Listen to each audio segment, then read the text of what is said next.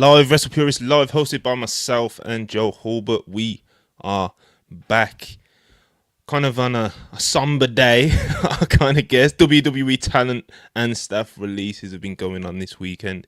I think there's been about 17 talent releases so far. There's been, like I said, there's been some staff cuts as well. So we've got a few things to get into. Of course, there's been other things going on this week as well. Going to get into some AEW stuff, some AEW news as well. So a few things to unpack this week. Like I said, we are back. First things first, please like, subscribe, send any super chats if any questions, any takes, any of your reactions to the releases, any questions that you have, anything like that. We'll get into them. Hope everyone's doing good, had a good week. Starting with my fellow co-host, Joe. What's going on, brother? Nothing much, mate. It's been a while. We were discussing before we went live here, right? It's been a minute. It's been a minute. Yeah, it has been very busy since I got back from Vegas, but I'm doing well. Excited, got a lot of stuff going on, and I'm happy to be here. It's the old Wrestle Chris live gimmick. I think we probably have done one of these on every day now because we don't have a schedule, right? I think this is the first Saturday. I think we've hit. Yeah, we're close. We're working on it. Saturday nights, all right for Wrestle Chris live, folks. We're locked in. That's Wrestle Purist, bro. We're fluid, and luckily, you know what it is. We've got a great audience, you know, for that sort of stuff. Like we can just be like, we're going live, and like some of our guys will, if they're not busy, they'll tune in, you know, because we do just kind of throw our streams out at random times throughout the day. But it's kind of our advantage as well because it means we can kind of get more people involved and stuff. Because a lot of people just can't lock in. Like Joe, you're a perfect example. You can't be like, I can do every Wednesday at 5 p.m. Like, you know, and multiple other people. Like I'm talking to a few other people because I'm trying to network a bit more this year, Joe. You know, trying to network, trying to collaborate with other creators and stuff. But you know, like we've got a hard to please audience, Joe. You know, I can't just throw anyone out there in front of this crowd. You know, ECW. they'll eat them alive, bro. So, I've been carefully, you know, I've been reaching out to a few people, seeing what we can put together. But like I said, we got a good audience. We try to be flexible and fluid with our times, but enough of that. We just did 2 hours of it. We just did 2 hours of us talking about the schedule. Yes. Super chats pile up. We're going, well, you know, Thursdays are tough, you know. Yeah, just no sell all the big news and everything. Just like, you know, so collisions tonight and yes. But yo, obviously the big news has been that WWE they're at it again, Joe. They're at it again with them releases, them mass releases. Like I said at the top end of the show, there's been about 17 releases so far. I believe that's it for now, but you never know. You know, we thought it was done last night, and there's been a couple more revealed today. Danny Palmer from NXT and Shotzi as well.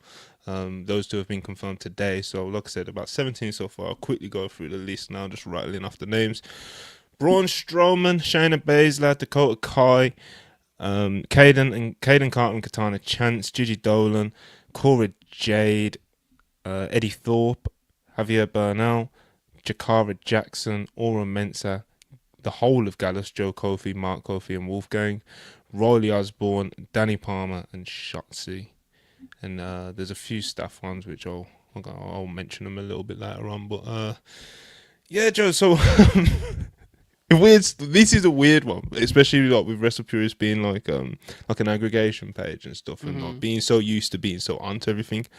I passed out at about 12 o'clock yesterday and had a nap. Woke up, there'd been about 15 releases or however many there'd been.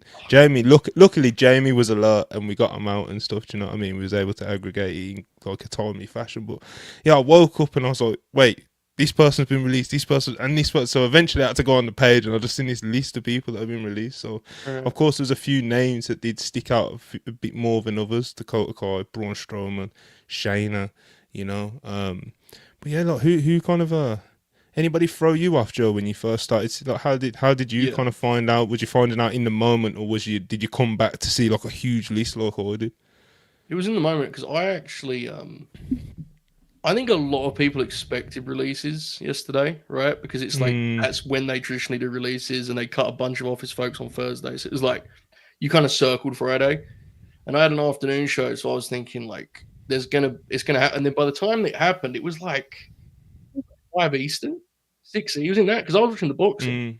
So I kind of thought it was, but then I forget they do this thing now where they do it like close to their TV, which is this weird trend in the last couple of years. I think it's like somehow worse.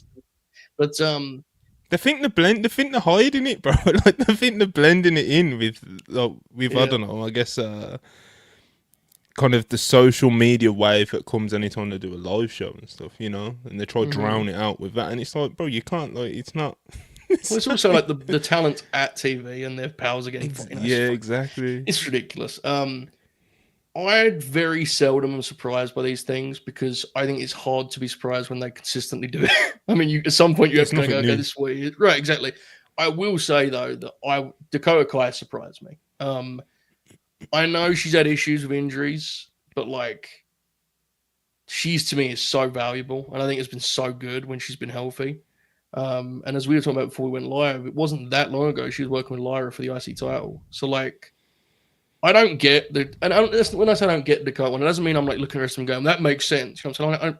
I'm just being honest. Like the Dakota Kai one to me was just like, I just don't understand that. I think she's immensely valuable for the depth of the division. And I think she has a following too. Even if it didn't translate to like Road Warrior pops in the building, I think people like Dakota Kai. And if she got given a chance to actually like do stuff as a Big following, personality, yeah, loyal I think following. so. Um, the other side of it in terms of a big name is Braun, which makes more sense, but is very cold. It has to be said. Look, you don't have to be a doctor to watch Braun's matches and realize that he's obviously like struggling physically, right? He's super beat up. The way that they like cashed in what he had left physically, and then we're just like, all right, that's it, done. I don't know, man. I think he's been, to me, he's been efficient enough with his TV time that he deserves a little more grace than that. I thought he did a great job with Jacob. He did an even better job with Bronson Reed. Like to me, what he's given them, I think he deserved better than that. I mean, again, everyone deserves better, but we have to be real about like there are some names that you look at and go that that doesn't surprise me, right? So yeah, I think Braun's been really good for them in this last run. I think that was like very hasty. Other names that you don't see as much of, but like there were some names I saw in Vegas, like Tatum and Gigi won that match in Vegas. I know Tatum's still there, but like Gigi's gone. It's jarring in that way. Yeah, Gigi was on Raw, like yeah, she wasn't wrestling, but she was like shown in the crowd Yeah, to like build to a tag match, with Tatum, and it's just like now she's gone. And I was just talking to Joe before we went live, and it's like one thing that always kind of bugs me out about these releases, bro. It's like when they do a mass releases like this, there's always kind of like a name or two that I think like that have like a strong kids following. They have like a yeah. young fan base, like Braun Strowman. Like kids love Braun Strowman, bro, and they're looking at their parents in a couple of weeks' time, like, where's Braun? Where is he? And he's just like, what do you say? Like he's just But gone. Like he's just gone. yeah, It's not announced. There's no. Yeah, man. There's just even after all these years, bro. Like seeing it again and again, like it's not surprising to me, But it's just like there's just no, there's just no grace or class at all in the way that they do this. Like these, they're just, it's just like the Braun one's brutal for all the reasons that you laid out. My guy's been like his knees are made out of paper mesh at this point. Mm-hmm. You know what I'm saying? But he gutted it through that Bronson Reed feud. Big business for Bronson Reed. He helped get Bronson Reed to a point where people took him a lot more seriously. And he did it again with Jacob Fatu somehow. Resurrected those knees, And yeah, man, he left it all out there. He really did. He left it all out there, bro. And he helped get two very promising talents that WWE are clearly going to be focusing on for the next couple of years. Help get them to the next level, and then they're just like, yeah, cool, we're done with you now. And they're just disposed of him. Just you can't at least let a guy like that run his contract down, and they should let everyone's contract run down. You know what I mean? No exceptions. Obviously, it's never nice to see people get fired, released, whatever you want to call it. But yeah. obviously, sometimes some do feel more harsher than others. So I don't know, man. Braun Strowman, that I don't know that one. It did. It felt cold. It did. Yeah. That one was very cold.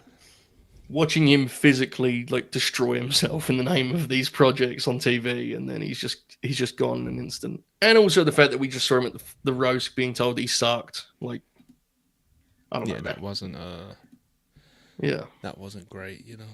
It fucking sucks, dude. I mean, it is what it is, you know. And like, I think, you know, everyone does and God love them. I love the optimism about there's so much to do, and it's like, I guess, you know, I don't know. I honestly don't know what some of these folks will do. I'm not going to pretend I do. Hopefully, it works out. Obviously, you root for everyone. I do think there's a little bit of like naivety to when people are just like, don't worry, you can go to, and they name like 8 promotions that pay as well as, you know, they might as well be on Worldwide with us, Monty. You know what I'm saying? Like, it's just, and again, I'm not, you know, I'm not knocking the boys. What I'm saying is like, just because there's a bunch of, you know, acronyms and logos doesn't mean there's a lot of places to truly work. You know, like, yeah, you can work for MLW and NWA, sure. Yeah, do a lot of things. You know, you can keep yourself busy doing that. If that's right. You know, but you know that's not what people really want to be doing, especially if they're not being compensated very well for these things. You know, I'm not sure we see Braun wrestle again. To be honest with you. Yeah, man. So especially when you look at how he approached his last free agency. You know, and obviously now, like we've just been talking about, like he's give that last piece of himself in this last run, you know. So it's like for him to then, you know, it's like he's not a guy that's obviously evidently like, I know we did the control your narrative bullshit, but he doesn't really seem a guy that's all that interested in doing like all these different indies and all that sort of stuff. And it's like the AEW thing. I don't think that's really going to be a window. Maybe he could be like a surprise opponent for somebody. Do you know what I mean? But in terms of him getting like a contract or something, like I doubt that personally. I think there would be value in like a one-off, certainly, where he reunites with Ricochet as his big friend. I think that would be, you know, Ricochet being like, "You have beef with bald people? Well, hold on." Like as a one-off, that's cute, you know. I don't know about as a full-time act, but yeah. And I remember Braun when he was last at free agent. I remember there was a lot of talk like he was very expensive. I think that was why the TNA thing fell through. Because I know TNA were talking to him. Yeah. I think Sean even yesterday on Sean's stream, someone brought up TNA and he was like, I'm not sure TNA will be paying Braun Strowman. I believe is what he said. I think Scott met him. Yeah. I think he was coming in at one point. He met him. Yeah. But yeah, that was apparently very close to happening, and for one reason or another, it never. When you look at this kind of list, though, like, I guess as a whole, I think one thing I'm noticing is that like a lot of these people like have kind of like unique selling points, you know. Like Braun Strowman, obviously, you know, like we was just talking about where he is physically, but you know, if he does somehow, you know, get to a point where he's feeling good and he wants to get out there, so there's not many Braun Strowmans out there these days, bro. Good, functional big men, you know. Yeah. And he's not just a big man, you know. He's the monster, you know. He's the monster among men. He ain't just, you know, your typical looking big guy. Shayna Baszler, bro. You know what I mean? Yeah. There's a lot of people that try to be like Shayna Baszler, but they're not Shayna Baszler, bro. You know, and I'm not saying Shayna Baszler's like best in the world level or anything like that, you know, but she knows what she's doing in there, Joe, you know? And she knows her character and she knows what people expect of her and she knows how to work that style, you know? So I think Shayna's an interesting one to monitor. Like I think I think a lot of the things that make Shayna interesting had kind of been lost over time on the main roster, to be honest. And I'm not going to lie, like the last few times I saw Shayna, she was not in form that makes this shocking to me. And I don't mean that as an attack. I'm just being honest about what I saw. My hope is being outside, she can like kind of return to the things that made her interesting and different, you know? yeah, of course. Not that she was doing topes and shit on ring, you know, but it's just like the way that whole act came together was what was the act called with Sonya? Pure Fusion Collective. Like I thought that did nothing for anyone. You know, I'm like, I don't know why that was why that was expected to work. Makes no sense to me. You know, there's obvious things Shayna will do, right? Obviously, she's gonna be like Bloodsport and stuff like that, and there's a novelty to someone that wrestles the way she does. I'm intrigued if she can, if where she's at in terms of like how often she wants to work. It'd be interesting if she does some stuff in Japan again, right? Because I know she did that before she got signed. So it'd be interesting. Like I've never been a huge Shayna Baszler fan, but I definitely think she's like different and has something to offer if she's locked in that's and what I'm ready to go. saying, man. Like she's another person that's just there is a uniqueness to us, uniqueness to her, and I think especially in wrestling these days, like there's not that not that many people that really stand out, you know. Dakota Kai as well, man. You know, people love Dakota Kai, bro. Like obviously we just spoke about Kaden Carter and Katana Chance. You know, how many actual real women's tag teams is there in the US as a whole, bro? Not just WWE, as the whole industry in the US. How many women's tag teams can you name? And they're pretty good, man. So there you go. You know. I liked them as a team. They never seem to know how to like present them as people. You know. I like in ring. Obviously, they're very, it's very like gymnastics. But I did like their acts as baby faces.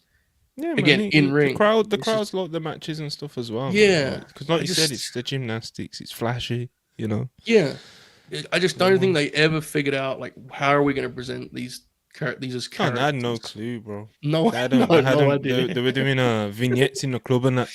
You remember them ones? I remember you sending them to me. going to festivals and that, bro. Like they're just. It was very like never old dude producing stuff for young people, when it very they're still criminal when it comes to that. Criminal. But yeah, like I said, there's quite a few like unique talents, you know.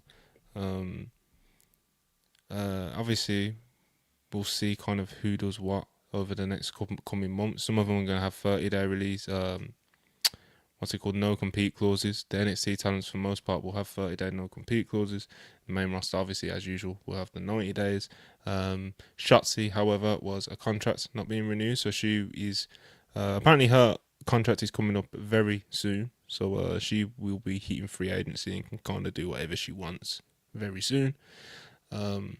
She's another unique one, bro. She definitely has a unique appeal, you know, and she has like a good following.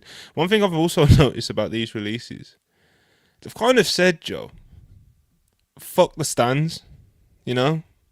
Dakota Kai, Shotzi, Gigi Dolan, Cora Jade, even Jakara Jackson. People love Metaphor, bro. You know, they don't give a fuck anymore, man. It's crazy. Normally, those sort of people kind of hang on and survive a little bit longer because they have a fan base, they have some motion behind them. A lot of these people do have social media motion, bro.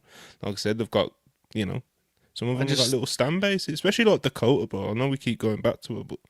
Well, I mean, she's I think like 500,000 followers on both Instagram and Twitter. I know that like that doesn't translate to being over in buildings or whatever, but like there's something to that, you know. Yeah, I just think the turnover is going to be a lot quicker now. Like, you look at the recent trend, if you look at the TV shows and how little actual content is on most of them.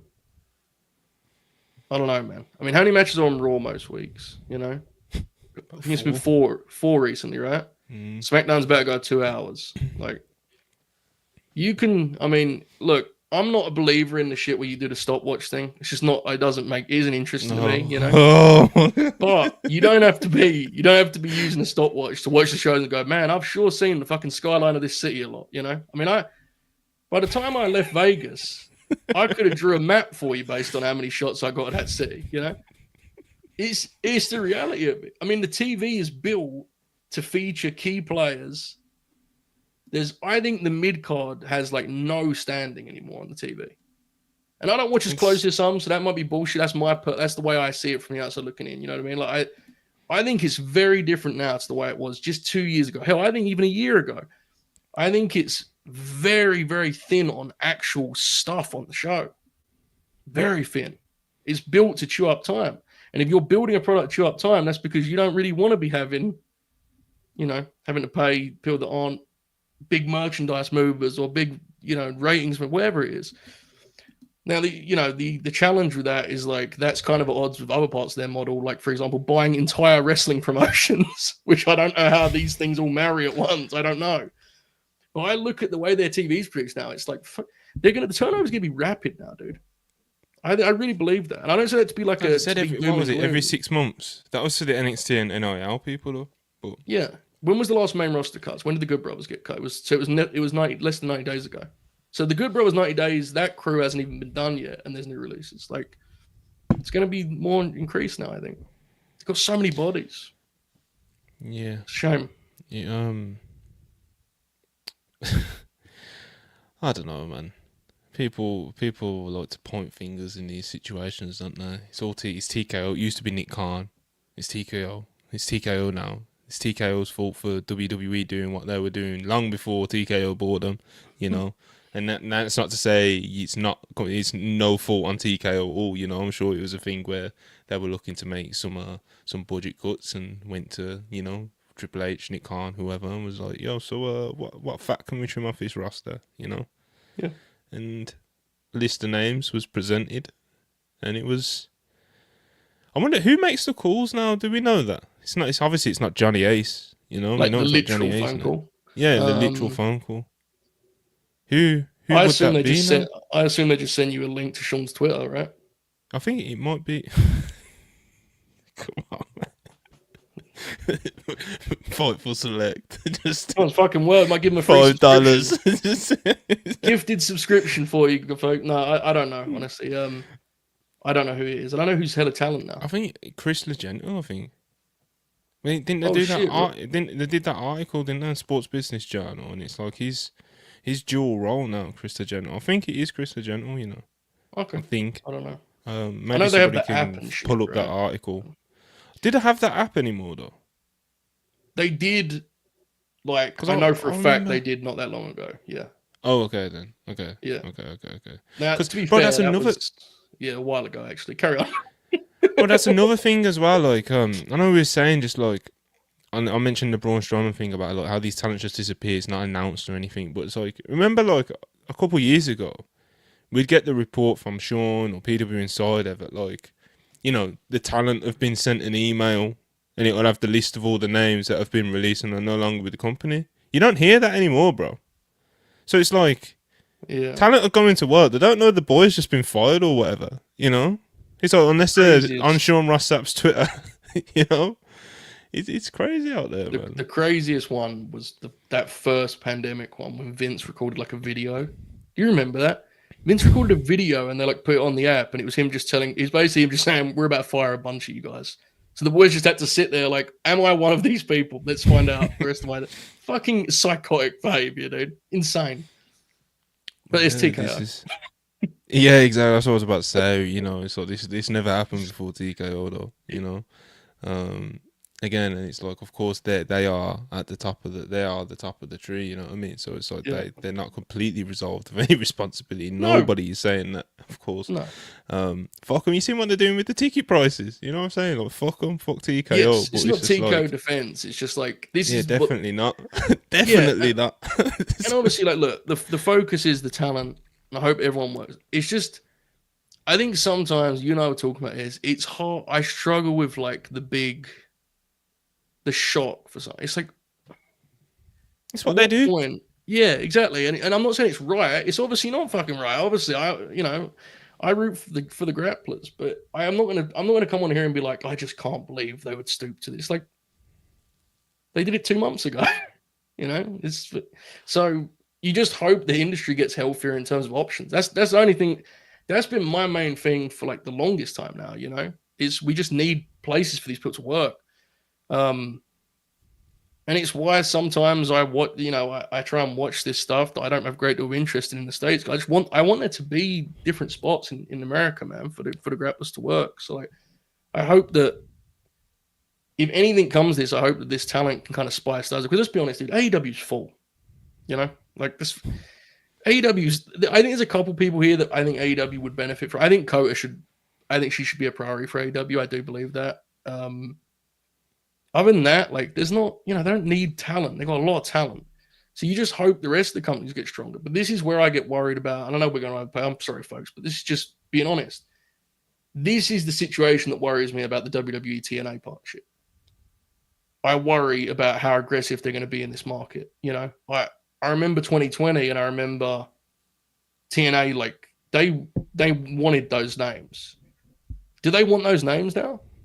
Like, And they or are can they just get just the NXT. They can just get people from exactly, NXT. No, you know. exactly? And so someone like Cora Jade, I think they'll get because Cora Jade is popular. If you're just a young grappler who just got cut, you haven't got a big following, your only TV exposure was like a couple spots for NXT. It's like they don't need you; they can get someone on NXT. That's what's scary about. I remember Joe saying it on. He was on AEW's pod, which is really funny. And they asked him about the Forbidden Door, and he was like, some of this stuff gets a little spooky. He was like, we actually need these doors. He was like, if there's no doors, we haven't got any offers to take. If everyone is like, if you can just share talent freely, why would TNA sign some of these wrestlers? I could just get someone from NXT TV for free. They pay them for me and everything. Trick Williams on pay-per-view, bro. Yeah. Now again, hopefully TNA signs these people. I would love that. I watch TNA, so I'm not burying TNA. I'm just because then if you take listen, if you take TNA out of the game, because let's be real, Ring of Honor, there is some cool shit that's happening in Tony's Ring of Honor, but it isn't. I'd imagine it's not somewhere that's going to be treated as like a sole destination, right? People go to AEW and end up on Ring of Honor. This is finish your point. Go on. No, my point is if they're both out of the game, then it's like, cool, Bow, how you doing? You know what I'm saying? It's tough. It feels like, and I'm probably wrong. It's probably naive, and it's probably way too optimistic. But it just feels like it feels like AEW and WWE are definitely at the point where it's like we are full, and we'll sign you if we really think you'll make a difference, or you're one for the future, or whatever it may be.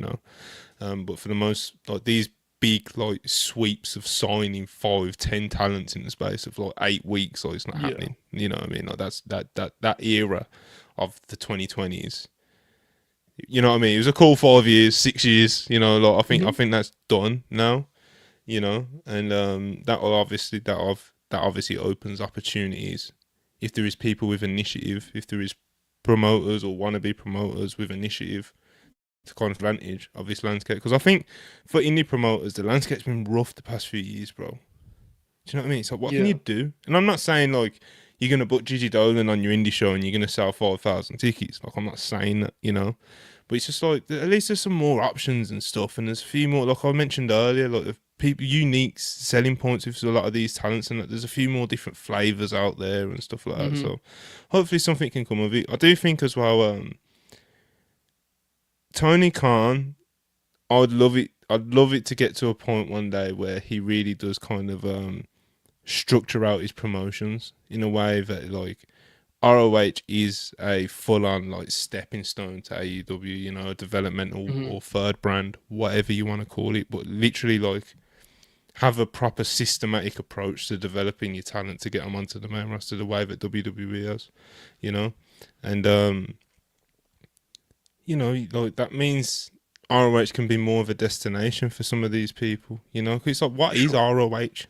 It's like, I'd like it if he could flesh out kind of what it is as more of like a developmental / third brand, like really and truly, where there's like, again, it's more kind of, just kind of tweak your systematic approach to these things, because there is so many talent that deserve to be like signed to deals and be given opportunities to make it on the main stage, national, worldwide stage, But it's like there's only so many spots when AEW is set up the way that it is.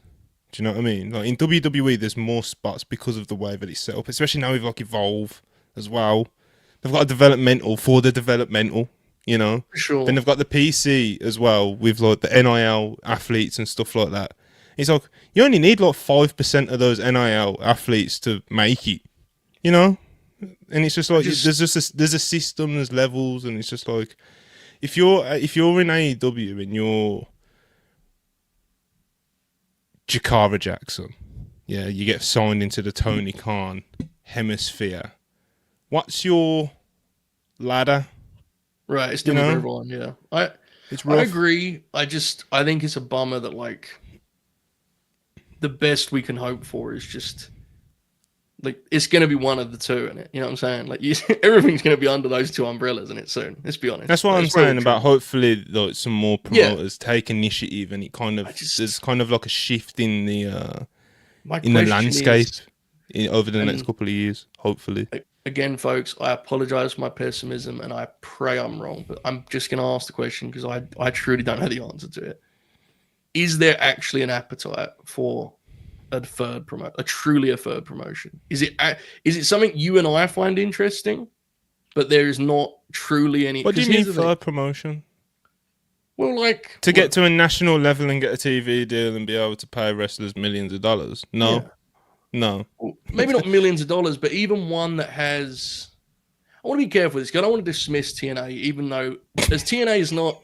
Hey, look, this be fair here. Look, we all give TNA shit. They're doing a few thousand people at their pay-per-views. They're the third promotion. They are the third promotion, right? Yeah. It's just so TNA, though, isn't it? For sure. But what I'm saying is like that kind of proves it on some level, though. You know what I'm saying? Like,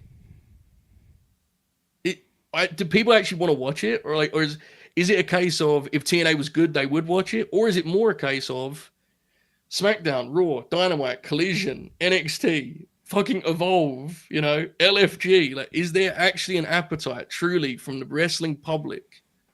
I want more wrestling. I want an alternative. Now, I think there's a way to do this.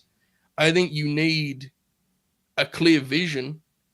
I think there are actually things to learn from TNA's little spike in popularity over the last year. I would do things very differently, certainly, but I think there's things you can learn from it. Here's the biggest challenge with being a third promotion or whatever the hell is like.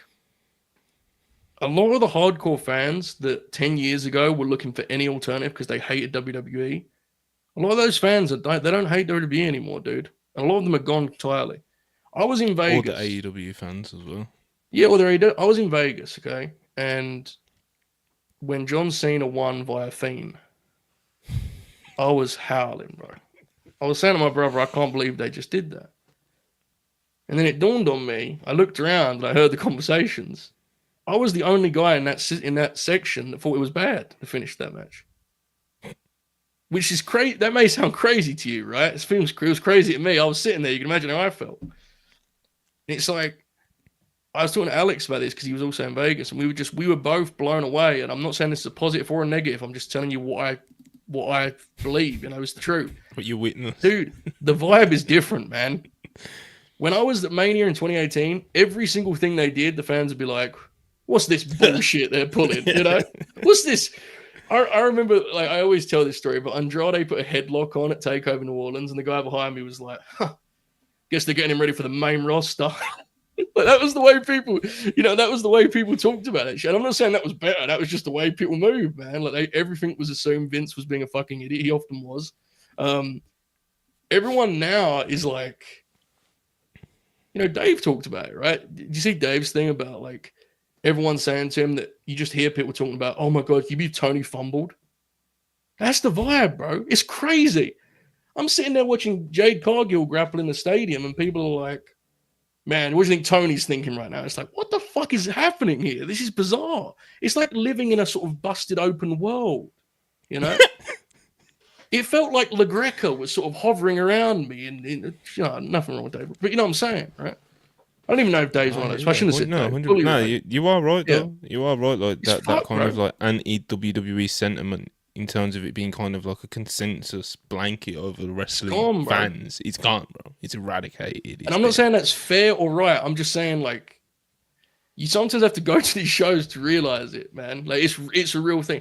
And I think TNA, like, you and I are like, God, TNA are doing what? You know what I'm saying? TNA has got, like, rub-on cool factor from that too, where people will go to TNA and they'll just like, yeah, this is good stuff. You know what I mean? Yeah, it's just the big leagues. They're associated with the big leagues, right? It's fucking weird, dude. It's it's definitely that kind of, like we just said, that kind of perception is very, very, very different these days. It's very different these days. Yeah. Then of course you add into it as well as those fans that were starved and looking for all these alternatives. They've got AEW as well now, which is kind of like this this kind of like mix up of all those alternatives that people were watching in the 2010s in kind of like one promotion. So Yeah, and when it comes to what we was talking about though, like I don't think there's an appetite for like another third promotion that isn't TNA. Like I don't think it's that, but I do think no, there could be more of they could be stronger. Yeah, balanced indies. Do you know what I yeah, mean? Like, because I think the indies over the past few years, like I just mentioned, like it's been rough, bro. You know, yeah, um, at least I think there's more opportunity for actual indies to like build like little rosters. Do you know what I mean and stuff like for that. sure. Without having to worry about someone just getting picked off immediately as soon as they get a bit of notoriety. Yeah, And I'd love to see that, but obviously that's me being that's the optimistic side of me talking. That's the naive side of me talking. You know, is that going to happen? You know, I'm not I saying too agree. much promise. People always scream about the EPW, and I think they are actually a good example of kind of my optimism. Do you know what I For mean? Because of like they've got like that core fan base as well. sure. They not ECW, but Right. 2025, if that was a thing, you know, like that It's loyal cool. core fan base, you know, and it's like if you're tapped in, you're tapped in, you know, Yeah, and like if you like the EPW, they're always shouting about it and stuff like that. Very which I like. loud and proud fans. Do you know what I'm saying? So it's like Yes, stuff like that gives me that optimism that I it's was just talking encouraging. about. But it's like that's a Yeah, rare thing, and what DPW have done, it's like it's not just like they haven't just started a promotion. Do you know what I mean? It's like it would be. I've said this a few times in the past. It would be literally like if Wrestle Purists continued to grow and we started to kill it more, and we was like, we're gonna start a promotion. We've got right. all you guys that are watching now, all you guys that have followed us for years. It's kind of like you're on the Yeah, road. You're on the ride with us. There's a lot of DPW fans that are like fully, really and truly from day one, been on that ride with those guys. You know, so mm-hmm. that's a very unique thing to build. But there's other unique Just things you can build. You know, so. for sure. I just want. I think the surrounding. This is not DPW. I think the fact that people are like when guys get cut and girls get cut, people say I want to see them in DPW. That makes me happy, dude. Like that's good that there are fans of the promotion that are like, I'm excited to see this wrestler in the promotion I like. More of that, please, you know? Um, what I think would be really imperative for an NWA, an MLW, a TNA, a insert, you know, whatever. Um, we need more gutsy voices in the room in terms of booking, man. You know? Like I would like to see a promoter actually live and die by what they believe is the right way to go with wrestling. What is the dude? What is the point doing a variety show? I can get a variety show every Wednesday on TBS or every Monday on Netflix. Why in the world would I pay $30 on Triller TV to watch your variety show in front of less fans with worse talent? I know that sounds cold. I'm being honest. No, Maple you're Leaf right, Pro, man. I'm rooting for There's n- Maple Leaf Pro. I got their shows this weekend are like $40, dude. Like next weekend, they're $40 for both of them. I'm rooting for Maple Leaf Pro. I will buy those shows. The Good Brothers are booked. That's the way I operate, Monty. You've always known this about me. I will buy those shows, and you know I will. Like, but if I look at their card, their approach is we're going to do a variety show. Why? Why not pick a lane? And hopefully Maple Leaf Pro gets a TV deal in Canada and they can be something different. You know, like hopefully.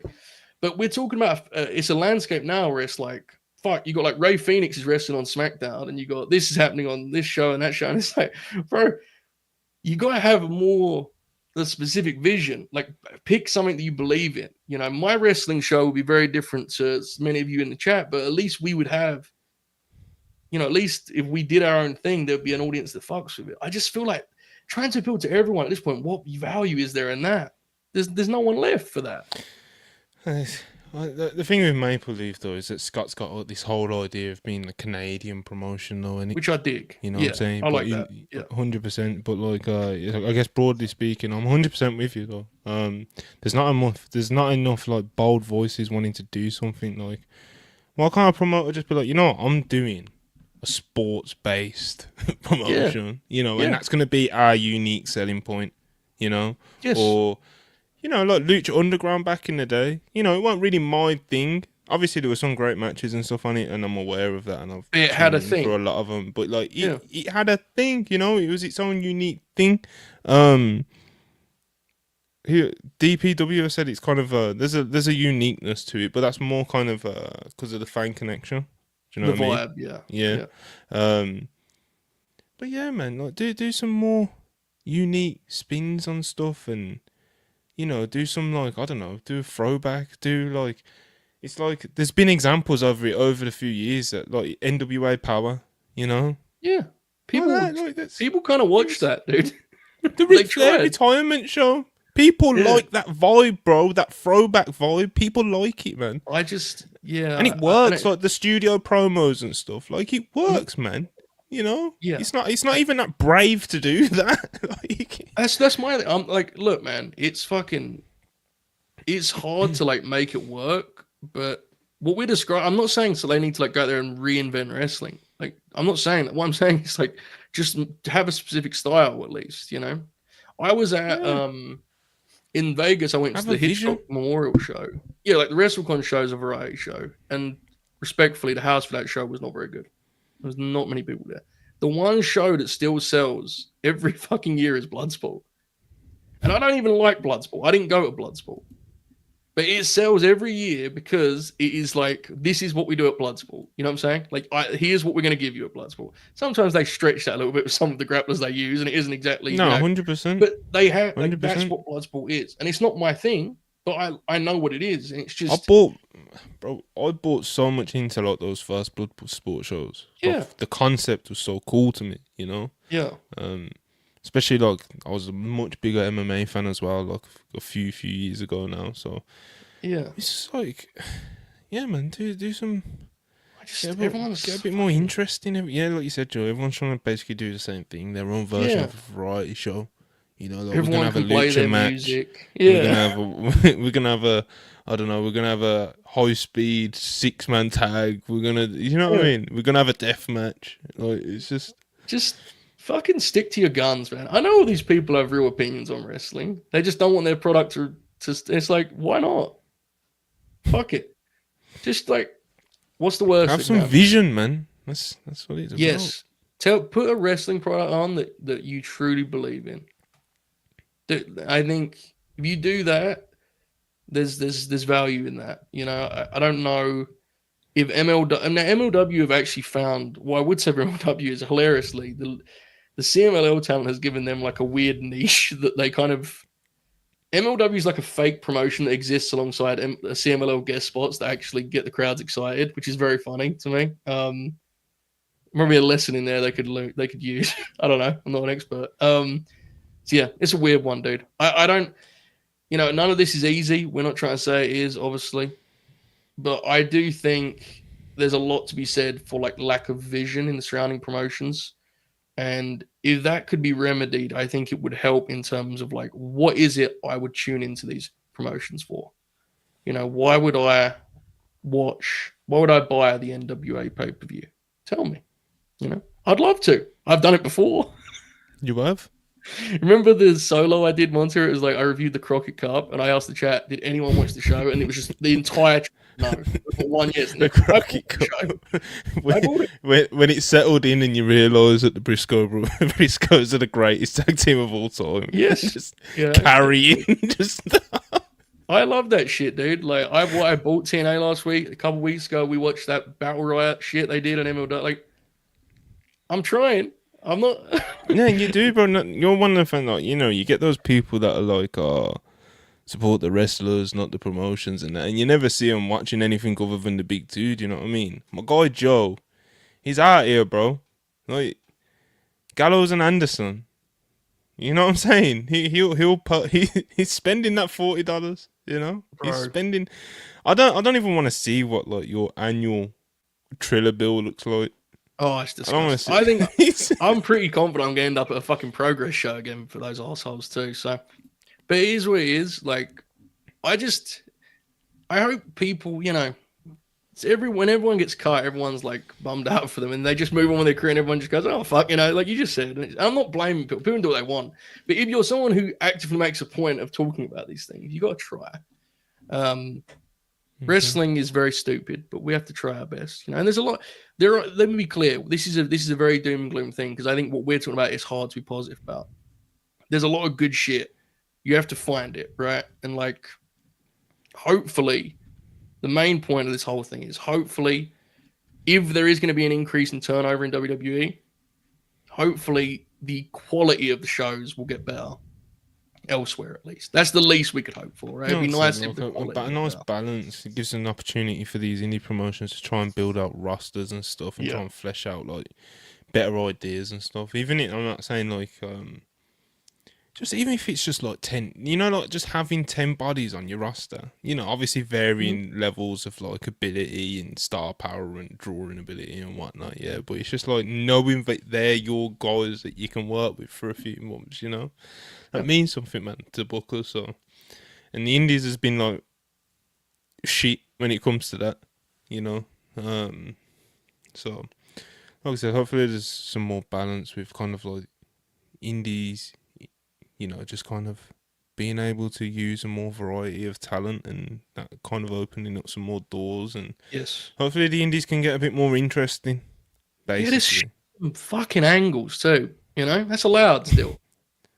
Yeah, man, I you got all these people who got TV experience, you know what I mean? You can shoot dude, an angle, you can do all these things, man. look, man. Ring of Honor had some great matches back in the day, but the part about Ring of Honor back in the day that people have completely lost is like they didn't just have great match. Like there was consistent fucking old school wrestling angles on those shows. I know, I've seen them. You know what I'm saying? Like it was. Yeah, I the think that's been backstage lost. promos and video packages and homicide walking the streets of New York and shit. You know what I'm saying? Like It had that's personality, it, bro. man. Yeah, Yeah. man. Like, and guess what? The craziest part is that shit is easier because you don't need guys to be fucking super workers. You know what I'm saying? Like, it's just, again, this is not me like trying to be burying anyone. Like, I'm rooting for all these people. I'm just being real. The bookers, the promoters, gamble a little bit more. It's Please. like, unless it's like Hechicero or someone of that level, I'll be honest with you, dude. Match graphics at this point, I don't need Yeah, it. just let Tony do all that. Unless it's like That's my message. That's our message. Yeah, the Wrestle Purist message to the indie promotions. You see, match graphics. Leave them to Tony it's Khan, over, bro. bro. Shoot a We fucking angle. there's too much good wrestling. Like unless you got like Hechicero working Zack Sabre Jr., I'm good on graphics right now. There's so much I can watch. There's good wrestling on all of these TV shows. It's fun. But let's try and shoot an angle. That's what I like about DPW. Actually, we're going back to DPW a lot. You actually watch their shows. They have like in-house stories and development and angles and situations. It is That's what more possible. They're doing promotions it. need, man. Yeah. Yes, this trying. And here's the thing, folks. If you're watching this and you've seen shit that's what I'm describing and I've missed it, send it to me. I promise I'll watch it. I absolutely will. Like, I want to see this He's a stuff. sick guy. Maybe I'm missing it. Yeah, maybe I'm missing it. Like, It's because like, I don't watch super closely, so maybe I'm missing it. But it's like let's get some angles. another good thing I think in like the shift of AEW and WWE's mentality of kind of wanting to trim down the rosters, even though it does come with the unfortunate things like the mass releases, nobody wants to see them. But in terms of like just not having hundreds of wrestlers signed for the sake of having hundreds of wrestlers signed, what's his name? Alex Kane from MLW. Good wrestler, bro. It's good, got a good appeal to him and stuff. And it's like his contract with MLW just ran out. Someone with promise contract with MLW runs out a couple years ago. It's a foregone conclusion where they're going. You know what I'm saying? Whereas like now, it's kind of like, okay, It's brutal. It's so, brutal in that regard. There's not many places to go. That's the challenge. It's I don't know. I don't know what the answer is. Hopefully, in 6 months, this conversation's aged poorly and everyone's fucking killing it, right? Hopefully. I think there are certainly some people on this latest round of releases that like are going to do really well. I have no doubts about like I think Kota's going to be fine. I think like Cora and Gigi have got enough following that they can like honestly, if they just hustle and they'll be fucking fine. I actually think they'll make more money than if they have the last couple of years. So yeah, 100%. Those NXT deals aren't anything crazy. Like you're making a decent living wrestling. You know what I mean? Which is and obviously you hope that it's a stepping stone to fucking the main roster. Where these days I believe like the base salary is around like 400k. You know what I'm saying? So And that's a factor in this, by the way. Remember we talked about this months Of ago? course I, it I is. remember I remember Brian Myers saying it because he would know. He was there for a long time. He was like, I'm glad that's the new base salary. He was like, that is going to change things because when we were there, the base salary, you could be on like 100K. You could just stay there forever, dude. They wouldn't even notice. If the base salary is 400, the turnover is going to be quicker. Like, that's just the way they're going to do things, folks. I ain't saying it's right. I ain't saying it's fair, but it's going to be the way it's going to be. So, you like, hopefully that's what comes from this is a healthier industry of nothing. Because I do think the turnover is going to be a lot more rapid, unfortunately. Just quickly as well. There's been some. There was some staff releases cuts as well, and that kind of. I think you said at the start of the show, like you could sense it coming throughout the week. You know, it's like our guys. Fortune 4 guys, one of them tweeted on the account, like, bro, it's so nasty that you could smell it in the air all week, bro. Oh, yeah. You could like then obviously there was like other little gifts as well, like the Shotzi video that she posted. I think Austin Theory did a video as well, or did some sort of cryptic. There was like weird cryptic posts and that going on all week, and then it's just kind of like it's that time of year, and then the staff releases, which is usually how they ease into it, and then Friday comes around and it's like here we go, and like I said, bro, I had a nap. I woke up and boom, there was like a list of 15 names, bro. So, but yeah, staff wise, Christine Lubrano, she was a senior vice president of creative writing operations. Apparently, a very, very similar role to what Bruce Pritchard was doing. But she was among WWE staff let go, and the belief was that about 10 to 12 staff were cut on Thursday or Friday, and one of them included Ryan Popola, which is one of the hosts of The Bump. Your dream job, Joe? Yeah, I saw it because he was doing those. He was doing those. Like, when you go to the shows and it's like, here's what's happening tonight on SmackDown. He does those. He did those, I should say, because I saw him multiple times on the big screen in Vegas doing those. So I don't know. Is the bump still a thing? I don't think so. No. Apparently, So I think that was I think it was meant to come back. and they just What was it? I think Corey Hayes' brother off Twitter. I believe he tweeted something about it, like it was meant to come back like last June, and then when they moved HQ, WWE moved headquarters, like it all kind of got moved around and lost in that, and obviously now they've just got rid of one of the hosts. It doesn't look like the bump's ever coming back, so you're gonna have to let that dream go, Joe. All right, sorry. Maybe one day I'll bring it back. Speaking of the bump, yes. we got Sir Paragraph, we got Rob. Speaking of the bump, yo, Rob, what's going on, bro? Yo, I just woke up about 10 minutes ago, and I seen on my phone. I seen the ping from the WrestlePeers Discord, and I was like, "The fuck are we going live for?" I seen we was talking about the releases, and I feel bad for most of the releases, but there's one of them niggas I'm smoking on. I'm just not gonna tell y'all who it is. Y'all just got to think for yourselves. some big body names in this list, but leave it alone, Rob. No, but what's up with y'all, man? I'm here to talk these releases, because a lot of them, a lot of them didn't catch me by surprise, but some of them caught me by surprise with how they were being used, and some of them did not with how they were being used. So I'm very, very interested and what their not most of their futures are, because I don't give a fuck about most of them. Sorry, I'm not. If you're here, if you think I'm gonna be like, oh man, this is like, obviously it's a very shitty situation, but like some of these people, I'm like, I expected them to get cut at some point, so it was just like it's not really a big shock to me.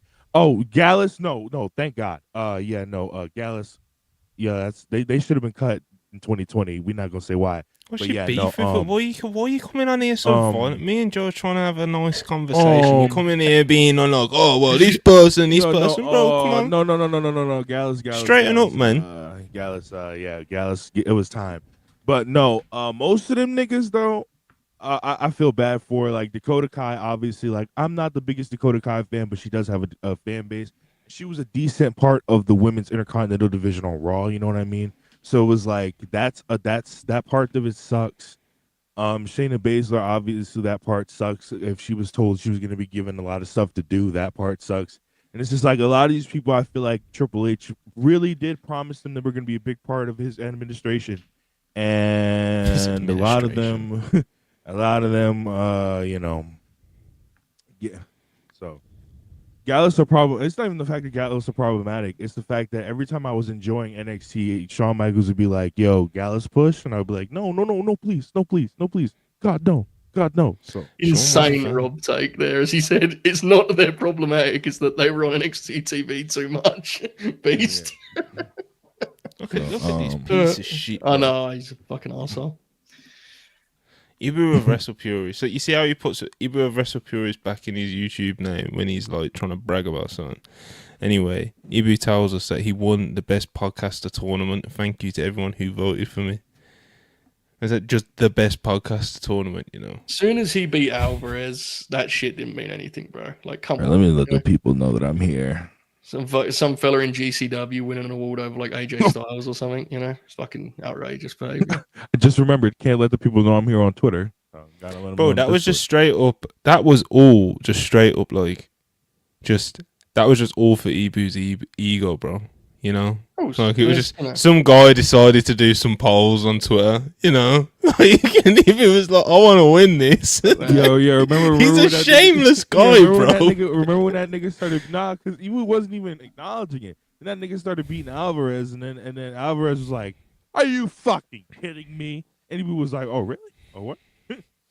Oh, word? Look, man, it just shows you all you have to do these days. Put over Raw for a few months and you fucking stop winning awards, you know? It's like, we could all sell out, bro, you know? But it's fine. I mean, I'm not bitter about it. This is what Ibu does, bro. I've been, we're trying to renegotiate his contract, yeah? And he keeps delaying the negotiation meetings so we can win this award.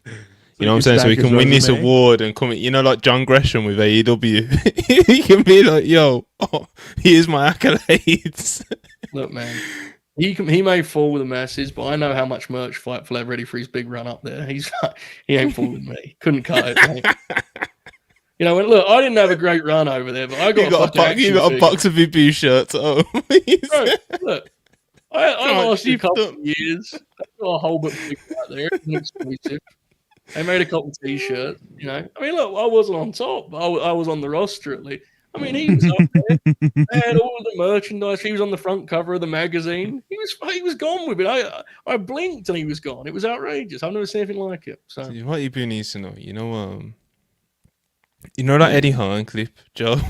It's like, go see exactly what's out there, and then come back to me. You know? Listen, we're the only place that will let Ibu be Ibu, bro. You know, it's like self-made. That's his own created thing. That's a different thing. Obviously, that's him even more unfiltered. Go hit him up over there, you know. And Rob, obviously. Rob barely filters himself on here though these days. But anyway, I've noticed. Yeah, oh man, I'm living. I'm going every week. I take it by the week. You know what I mean? I'm just. I show up, put my gear on, go out there. You know, I need to do 6 minutes. I'll do 6 minutes, brother. You know. That's it, man. That's the business. But yeah, man. WWE releases. Nothing. Go in the back. Look at the younger guys. Tell them how they're not doing it right. But yeah, anyway, just kind of tie this one up. WWE releases. Not too many that absolutely stunned us. Of course, everybody has kind of circled Dakota Kai as the one that has. A lot of them, all of them are kind of unfortunate, to be honest. But you know, some I guess kind of cut a bit deeper than others. Of course, me and Joe were talking earlier about Braun quite a lot. You know, but yeah, we'll see what happens with kind of the industry as a whole, the indies, how they can hopefully benefit off it. We'll see if Tony Khan gets tempted to pick anyone up. We'll see if TNA gets tempted to pick anyone up. We'll see if any of them want to do anything kind of I don't know, maybe one of them decides, you know what, I'm going Japan. You know? And that stuff's always cool to see, bro. I'm always rooting for people who just think, even if you're not good, do you know what I'm saying? Because if you're on it to uproot to Japan, bro, you got a little bit of dog in you. You know? For sure. Like, even if you're a complete shitter, bro, if you've got it in you to like uproot your life to Japan for 3, 6 months, a year, 18 months, 2 years, or just like go out there like I don't know, like Chris Brooks or somebody. He's not somebody that I'm locking in for, you know. Look at Rob's face. That says enough. You know what I'm saying? But here's the thing, bro. He's out there. He's fucking out there, bro. You know what I'm saying? Uproot his life, but I got confused. I was like, I heard Chris Brooks. I'm just saying that, like, I've just got a respect for that, like, people who are just that game to do that. Yeah. Whether it's whether it's Mexico, Japan, maybe not the Brit Indies because they're completely dead. I don't know why anybody would want to do that, but. Yeah, no, a couple guys did that, bro. A couple guys got cut. A couple NXT UK niggas did that. They got cut and they uprooted their life, went to Noah and started doing Noah full time. I think wasn't Jack Morris an ex like he used to work somewhere, but he uprooted his life, went to Japan, and now he's mainly Noah now. And it's just like if that's what you got to do, bro, that's what you got to do. If this is what you want to do, you know what I mean? Get out there, you know. Mm-hmm. So yeah, well, hopefully we'll see what we'll see. Hopefully it gets more interesting. Do you know what I mean? Hopefully there is a silver lining to people losing their jobs, because it's hard to put one on something that's obviously just not a positive situation, you know. So obviously sending our best to all the released talent, and yeah, man, let's do some super chats because it's been a minute. Corey Davey, $2. Shout out the young goat Keanu Carver, a real one. Yeah, he was on one last night, bro.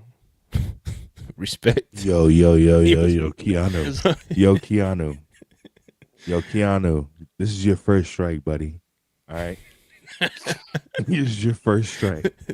We're gonna let last night slide. Rob Fatu's not having it, bro. We're gonna let last night slide. You know what I mean? You know, they was ready to break the doors down and come and touch you violently, but I wasn't gonna let him. I wasn't gonna let it happen. But this but he was wilding last night, bro. I was like, yo, and then people was like quote tweeting and shit. I was like, yo, what are y'all doing? Like everybody was like, let's go. And I'm looking at this like, do y'all know who's the head of the TKO board? Like, do y'all know? You know the head of the TKO board is Samoan, right? Like, did I imagine it, or was he deactivated today? Yeah, he did. He deactivated like late last night still. Yeah, he was on one, bro. He was he just was not happy about seeing his guy get released, you know. And he was just on one, bro. He was just on one. No. Who's this guy? wait, I think it was probably like Riley or something, right? Like, it was somebody. Eddie Four, Riley. There's something to be said for just fucking posting and just living with the consequences. Been there, it is what it is. I respect it. I'm sure it won't end well, but fuck. Yeah, like I respect. Like obviously, like you're just like, yo, this fucked up. They cutting on my niggas, bro. Like that's some bullshit. Like if you said that would be understandable. Because realistically, they really are cutting a lot of niggas for some bullshit. Also because they're broke. I say this every week. I repeat this on a weekly basis. Them niggas, that money, bro. Them niggas tried to charge niggas $40,000 seats for WrestleMania ticket seats. And niggas say, yo, we are not, you are wildin', buddy. They said, you are wildin'. So, I don't know. Them niggas, because I said it on my stream last night with AO and Christo. Whenever y'all see an influx of niggas start coming into WWE, get ready to see an influx of niggas going out of the WWE, because them niggas don't have that much money to keep in that much influx of niggas coming in. So. Look at this. Bro. If he's shameless, man. I'm looking at his last tweet. This is a man that can easily ask for a link, bro. This is a man. I'm letting y'all know this. Shameless, bro. This is disgusting, bro. Doing an award speech for his fucking. And Joe, he names. He names. This is the art. He lists every single person that he beat. Mike Bailey, Renee Paquette, Wrestle Talk, Cornette, Alvarez, Busted Open. Oh man, that's based. Funny guy, What a beast. He thinks we don't see. He thinks we don't see what he's on.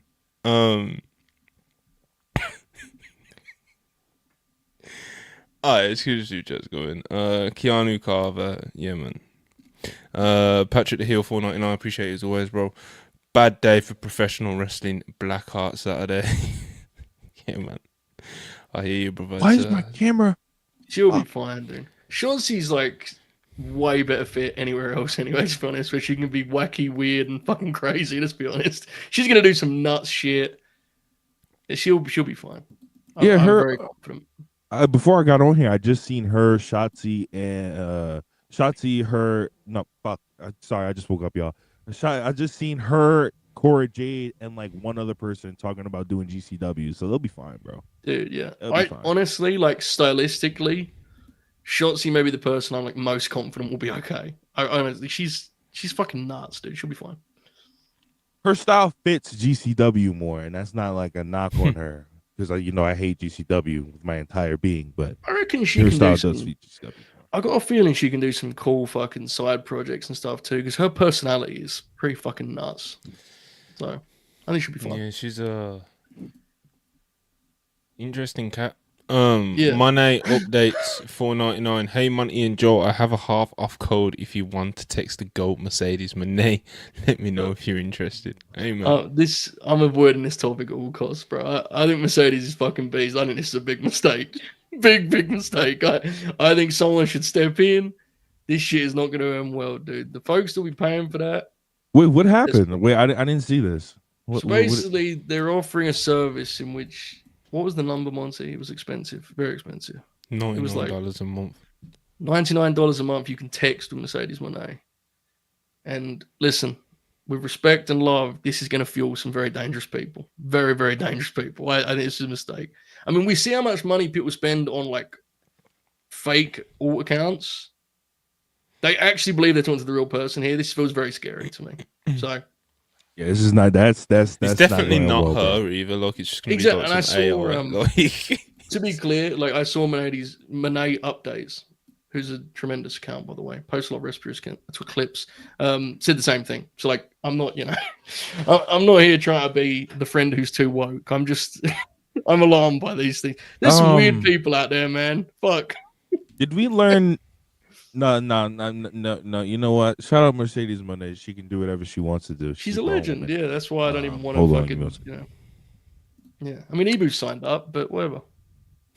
Showdown Spurs $5. Seen a lot of people fantasy booking TNA signing these women. I hope so, but why would they if they can just get NXT mid card for much cheaper? But yeah, we was talking about that earlier. I don't know if you caught it, but yeah, we was talking about that earlier. Literally that exact topic, brother. Super Chatter's name I'll never say, $5. Kind of confused on how Tiffany is still over as she is. Her voice is so great and it's insane. Need Naomi to take that title off her age. Bro, don't be talking shit about Tiff Strat. Not on this platform, bro. Not like that. You can criticize her, but don't be talking shit, because that's what you're doing. Talking shit. What time is it, Monty? It's Tiffy time, bro. It's we beat Charlotte Flair at WrestleMania time, bro. Not even Asuka did that. Yeah, but it's a bit like when Joshua beat Klitschko in it, It's not the same, is it? Telling y'all, man, y'all gotta stop. I mean, I know Adam Smith was excited, lift off for AJ and all that, but it's not the same shit. It wasn't the same Vladimir Klitschko, was it, really? It would be... It ain't the same, bro. Ain't the same. Anyway. Yeah, and then she was the most over person in buttfuck Iowa last night. No, Tiffany's over SmackDown, huge. So Tiffany's a beast, bro. I wanted to pop Monty with a bizarre boxing reference. Billy Sellers, $5. Appreciate you, brother. Van Jiminator, $4.99. I wish WWE/TNA Dominic was more so the WWF/ECW. They should have let D'Amore be Heyman because that roster was so shook and it's fell off since. I mean, yeah. Do you? I wish all of the partnerships were like main roster ones because it would be fun as a wrestling fan. But like, I remember when AJ, I was talking about this thing last night, whatever the fuck it was. When AJ did Noah, it was like, I hate that this is a thing, but at least we might get some cool matches. Like Sheamus might go over, That was the end of the main roster. It's the same thing. That's a shame. Wow. Yo, the bigger, obviously there was the ER match as well in Marigold. Yeah, that was and obviously like rumor has it that they're looking at doing EO versus Mayu, so that would be a big one like that. But there hasn't been enough of them, as Joe was just alluding to. There hasn't nowhere near enough, you know. So EO versus Mayu, if that does get announced, that'll be that's that's real shit, you know. But you know, Sheamus in nowhere, we could have done that. You know. Yo, can we stop this Scott Demore stuff? Yo, can we we gotta let that go. We can't. We gotta. For good brothers purposes, Rob, Oh yeah, I forgot. I was about to say because look at Maple Leaf Wrestling and look what they got going on. But never mind, yo. I'm gonna let it. You know. Yeah. Good brothers. Sometimes politics get in the way, guys. You know. Big Maple Leaf fans here. I gotta let that go. Shot on Spurs, $5. How many people on the Hunter Infinity Gauntlet are left? There was that many edits of Triple H and Infinity Gauntlets that like I couldn't even tell you which version that you're talking about. You know, I forgot about that. Yeah, shit. I remember Hit Row being on it. You know what it was when people made that Infinity Gauntlet. People made that Infinity Gauntlet with the. You know what? I was talking to Crystal about this last night on Twitch. You know what I think? I think Vince McMahon knew what he was doing, bro. Oh, I knew. No. Hold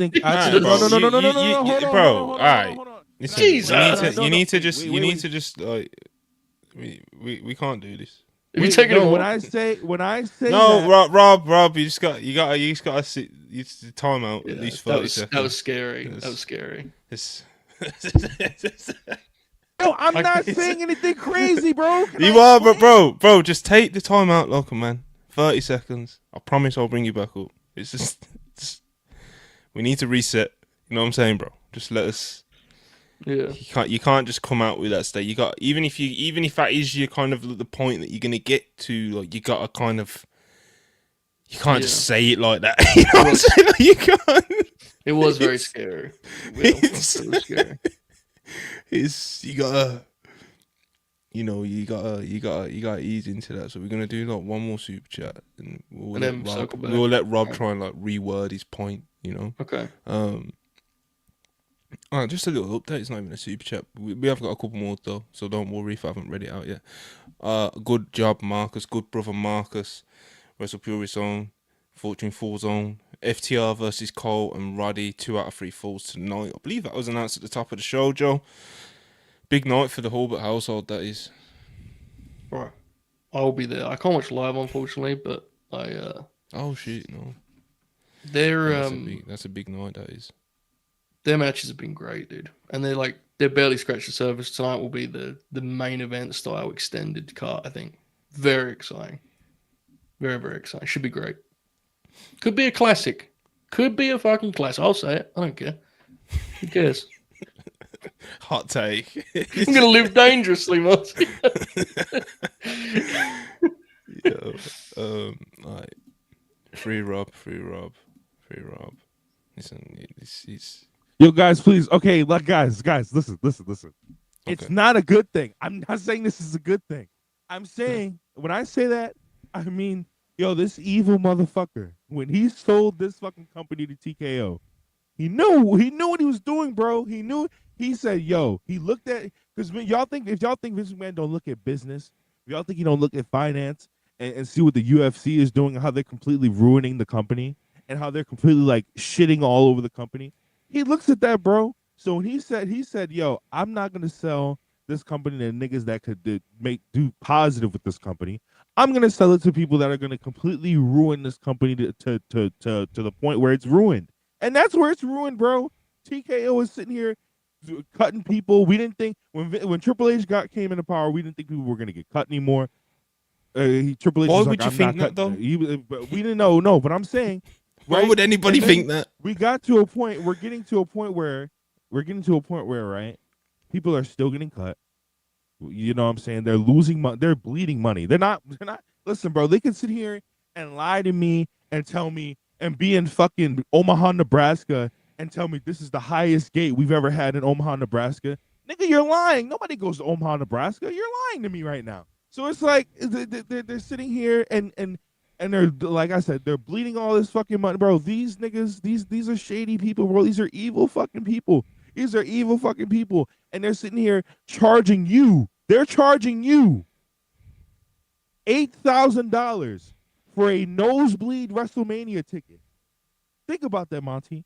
When I went to WrestleMania in 34, my parents didn't pay no fucking $8,000 for no fucking nosebleed seat. They didn't pay that much. We got to sit in the middle section where it's like damn near next to the hard cam, and it wasn't cheap, but it wasn't no fucking damn near $1,000. So these people, I'm telling y'all, bro, I'm telling y'all what they're doing. They're gonna, and then watch. They're gonna start charging us on Peacock. They're gonna start charging us on Peacock for fucking pay-per-views. They're gonna start charging you money to watch Payback.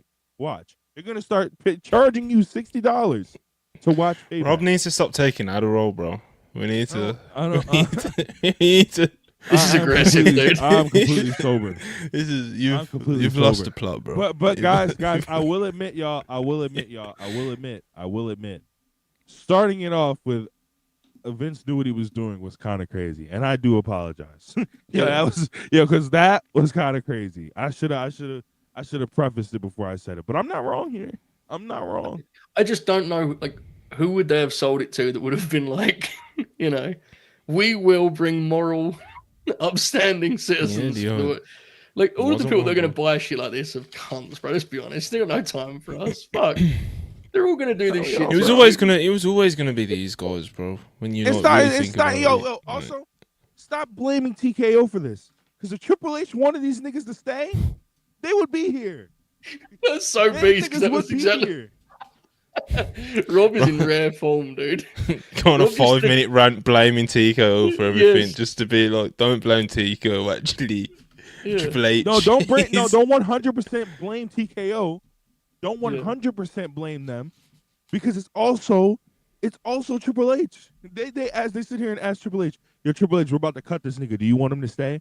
And, not really. Cut him. And they cut him. Let's it's a joint job here. No, because I've seen people on the timeline trying to babyface Triple H in this situation, and you can't babyface Triple H. It's a 50-50 ratio on the blame, is what I'm saying. I'll be proven right in the end. Watch. It sounded like an evil mastermind in a fucking Marvel flick. Then that was incredible. There's gonna come a time where there's 15 people on the Raw roster and 20 people on the SmackDown roster, and you're gonna look back at this podcast and you're gonna say, "Damn, that handsome black man was right." Something no one's ever done for a Rob rap before. I've been right a lot of times. Oh, bro. Anyway, couple super chats, couple $2 ones. Jan Theodore, TK about to be extra judicious. It ain't 2022. Yeah. Definitely. Darren Walker, £2. Appreciate it. Have Danielson and Jeff Jarrett book ROH with Hero. I mean, it's not about who books it necessarily. Obviously, Tony doing all the what we was talking about earlier. It's not about who books it. It's more about like what the actual vision is for the promotion and how it can be more productive and useful in the Tony Khan atmosphere. Needs a different model too. Like, that's what. Yeah, exactly. The Honor Club thing it's just not a good fit, dude. Like, so start with that and then put your booker in place. You know what I mean? Yeah. Brother Ibu, theories on Cody and now Punk's hiatuses. Listen, bro. When your name gets booed on TV, you got book a vacation. Book a vacation. This is what real professional wrestlers do. Just wait. I'm not gonna say anything about it because the last time I mentioned it, that was what got me sniped on Twitter. So hey, I'm gonna leave it alone. I'm not saying it in like a sinister way. Like that's just it's just smart graps. Like I've been around a lot. Let me just take a month or two. What happened on Monday, Joe? That's what I mean. They said like CM Punk. Yeah, I mean, you gotta be ready for these things. Prepare yourselves. Hey man, man. Amen. Monty, thoughts? Listen, just don't ask me about seeing her in a minute. Aaron Johnson, $2. TK and this random ass 100k 4-way tonight. Hashtag noticing. What's the match? What did he book? I Should didn't we go see to his Twitter account? Let's go to the Tony Khan Twitter account, see what the crack is. This should not take me too long, so the audio should not be too bad for me searching this up. Alright, so it is fucking hell, Sammy Guevara's alive. Sammy Guevara, AR Fox, Kevin Knight, and Roosh. Sammy Guevara is back on TV? High speed collision 4-way. Roosh is going to be throwing some forearms in there, let me tell you, bro.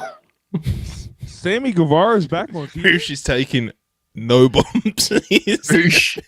Roosh listening to them as they put the match together, just kind of going, interesting. Good ideas you got there, boys. Yeah, man. Some good ideas. You guys have fun doing that, innit? I'm gonna do what I do. Roosh rolling in. That sounds fun, boys. Who am I pinning anyway? dead ass. Yo. I'm just here to get the pin, bro. Sammy Guevara, you know.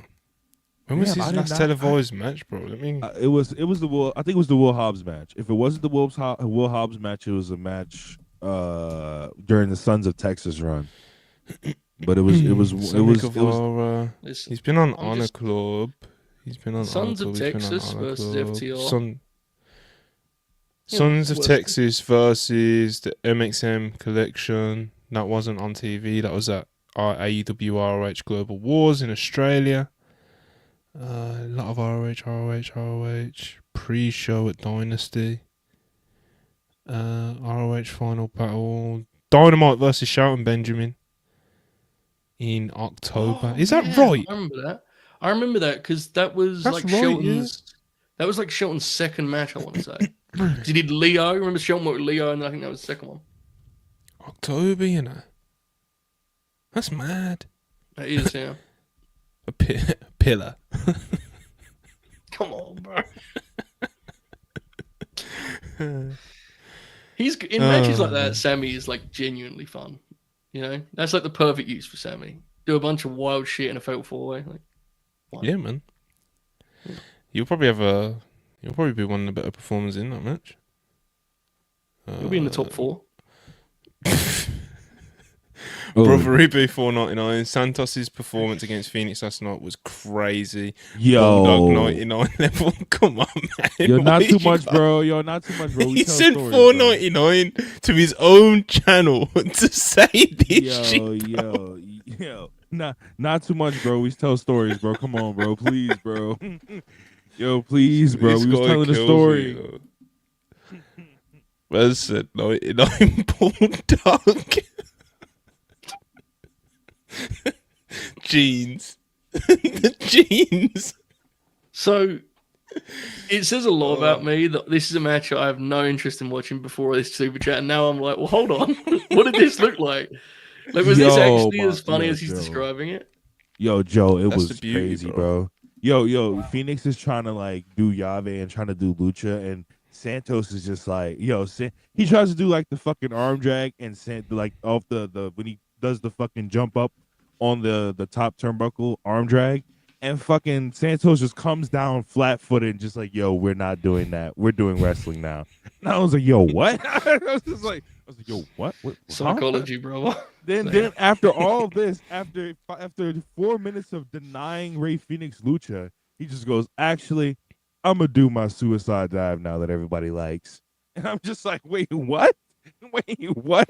What story is this that you're trying to tell? It's awesome, dude. Like, what rules about Santos is, in a promotion of guys that they never will ever push and have no intention of pushing, that work really hard, I think they actually fully intended to give him a little bit of a shove, and he just went, I'm fine. Don't worry about it. I'll be all right. Don't bother, guys. Good for him. Cash him. Cash the checks, brother. Live the life. Looks like a star. Very handsome fella. Looks. Talks, you know. How old is he now? He's like he's 30. He's in his 30s. He's definitely in his 30s. I reckon he's close to 40 now. Santos Escobar. He's 41. Bro, fucking, he's living the life. Who gives a shit about it? Go, grab a hold, brother. Take it easy. He's living the good 41. life. That's what I'm saying, fellas. He's won. I thought he came Good to on him. WWE when he was in his You know fucking what? 20s. I'm going to buy a t-shirt. Give me a minute. What have they got here? Something's just going on. Have they got t-shirts? They've got to have a Legado t-shirt. What about just some It's got to be an LWO? individual. Um, LWO. That's why I see her in the USA shirt. All right. Where were we at? What was we talking about before this? You was talking about what was it was Ibu's other super chat. The Fatal of Four. course it was. Yeah. Jilly Jane, $2. Thoughts on Athena probably going back to ROH? Come on, bro. I didn't know that was what was. Is that the theory? I think that's what people are kind of assuming, I guess, because she's not been really mentioned since that loss. Yeah. It's only been like a week or two, though. Obviously, Mercedes has to get through the final. If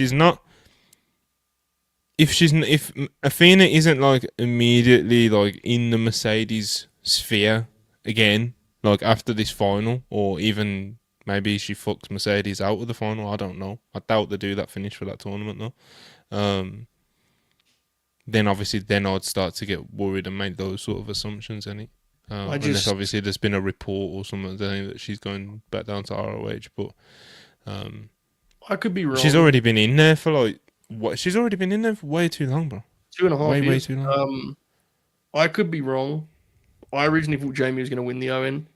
I no longer feel that way because I just don't think Mercedes' first loss is going to be a Jamie Hayter. I just can't see it. I think Mercedes is winning, dude.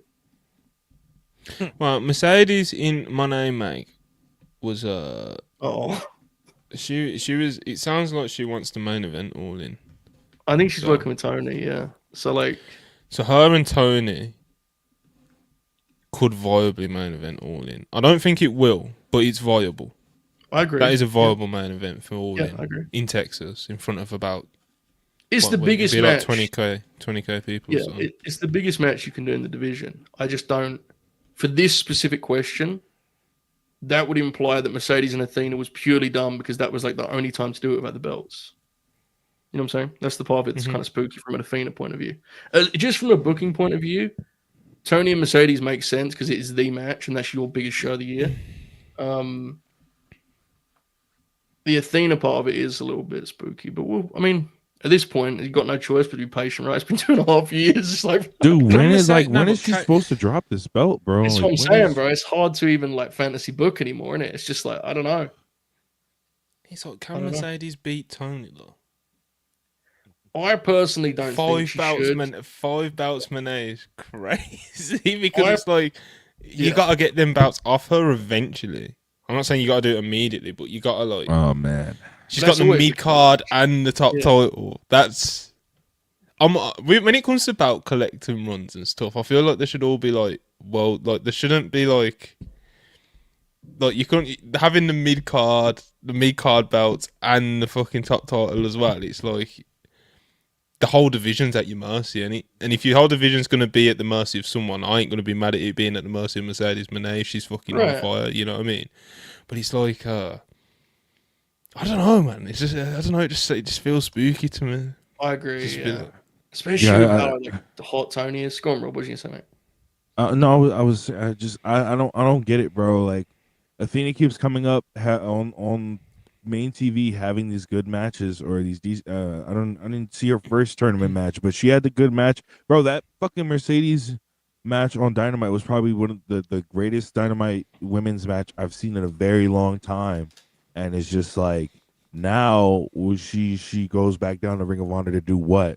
To face Red Velvet for the title, to face Queen Aminata for the 4th time for the title. It's just like, dude, she should have been lost it if it wasn't to fucking Billy Starks. It should have been to fucking Queen Aminata or something. She should have been on the roster. Like, I don't understand what's the point of keeping her down there. And it's just like, and it's very concerning, bro. I don't get it. I just don't get it. I don't either. Especially when there's women on the roster that you consistently use, aka Julia Hart, aka a few other women on that roster you consistently use that Athena is better than. Athena is better than some of these women that you consistently use, and you just Athena's keep one of the her best on in Honor the Club. world. Yeah, I mean, like the Athena thing is weird enough that you wonder if there's a part of the story we don't know. Like genuinely, when she lost to Billy at Final Battle this last time, it was like, okay, what am I missing here? Right? It was like because the first time you could talk yourself into this idea of like they want to wait until Billy's further along. You could convince yourself if you really wanted to. It didn't really make sense to me, but you could commit. When she beat her the second time, it was like, okay, what are they waiting for? I don't know. I don't know the situation. Clearly, the AEW TV audiences reacted to Athena like she's a big deal. Clearly, right? They saw the Mercedes match as a big match. So, I don't know. I want to see more Athena on the TV, though, definitely. I think Mercedes versus Tony. We say it's the biggest match they can do in the division. It might be the biggest match they can do in the promotion, to be honest. It's up there. Yeah, it's up there. Tony's. You could argue Tony's like the centerpiece right now, dude. Yeah, this is what that's the path that led me to that, you know. Then obviously Mercedes is Mercedes, bro. Do you know what I mean? She's her own animal, yeah. You know. Whereas it's like, so like the other ones would be, you know, like Okada or Omega, you know, and I think that has more of like a. Like that's for the hardcores, and it's like it's big for the hardcores. I would never dismiss that, you know. But in terms of just like reach, do you know what I mean? Like Tony and Mercedes feels. I'll say that if you're gonna attack the media with like an onslaught of press for this, go with Tony and Mercedes every single day of the week, every day. Yeah. Like Tony Storm is somewhat genuinely. There's very few wrestlers in the world I'd be more comfortable sending to do media spots than Tony Storm, bro. Her shtick is like so good for that setting, you know. Yeah, we're talking about it on. Go ahead, Monty. I was gonna say then, what else is there? Like fucking Mox versus Ospreay or something. Oh, I agree with you. Bro. Not to be dismissive of that, but I think Tony versus Mercedes is a bit like in terms of just like, again, just like reach, media appeal. Honestly, just fucking name value. Yeah. Tony and Mercedes might be the biggest match they can do as in the whole promotion right now. Yeah, but it's box office, bro. No, definitely. But if we're talking all in, I'm sorry, y'all. It's not main eventing over Okada Omega. It's just not. It's just you know what they're gonna do. You know what they're gonna do. But you know what they're gonna do, Monty. They're gonna be like double main event.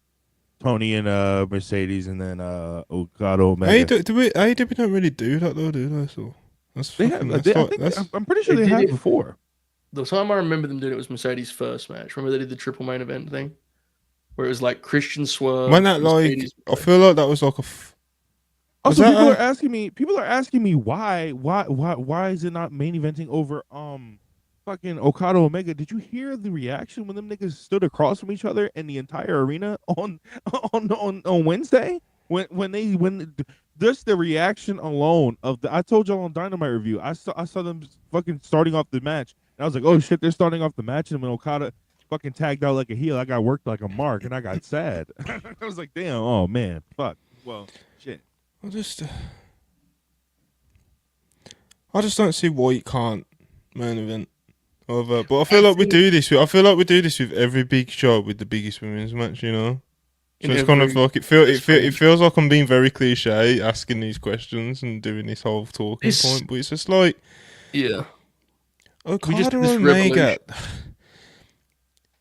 It was magic, obviously, as Rob just alluded, as Rob just clearly said, like it was magic seeing them kind of like in the ring again, in AEW, like finally the other day, and it was a huge moment, you know. But it's just kind of like, remember when like Omega came back and it was just like immediate. It was like, I think it was like he did the first stare down with Okada or something. Mm-hmm. After Okada won the Continental Classic.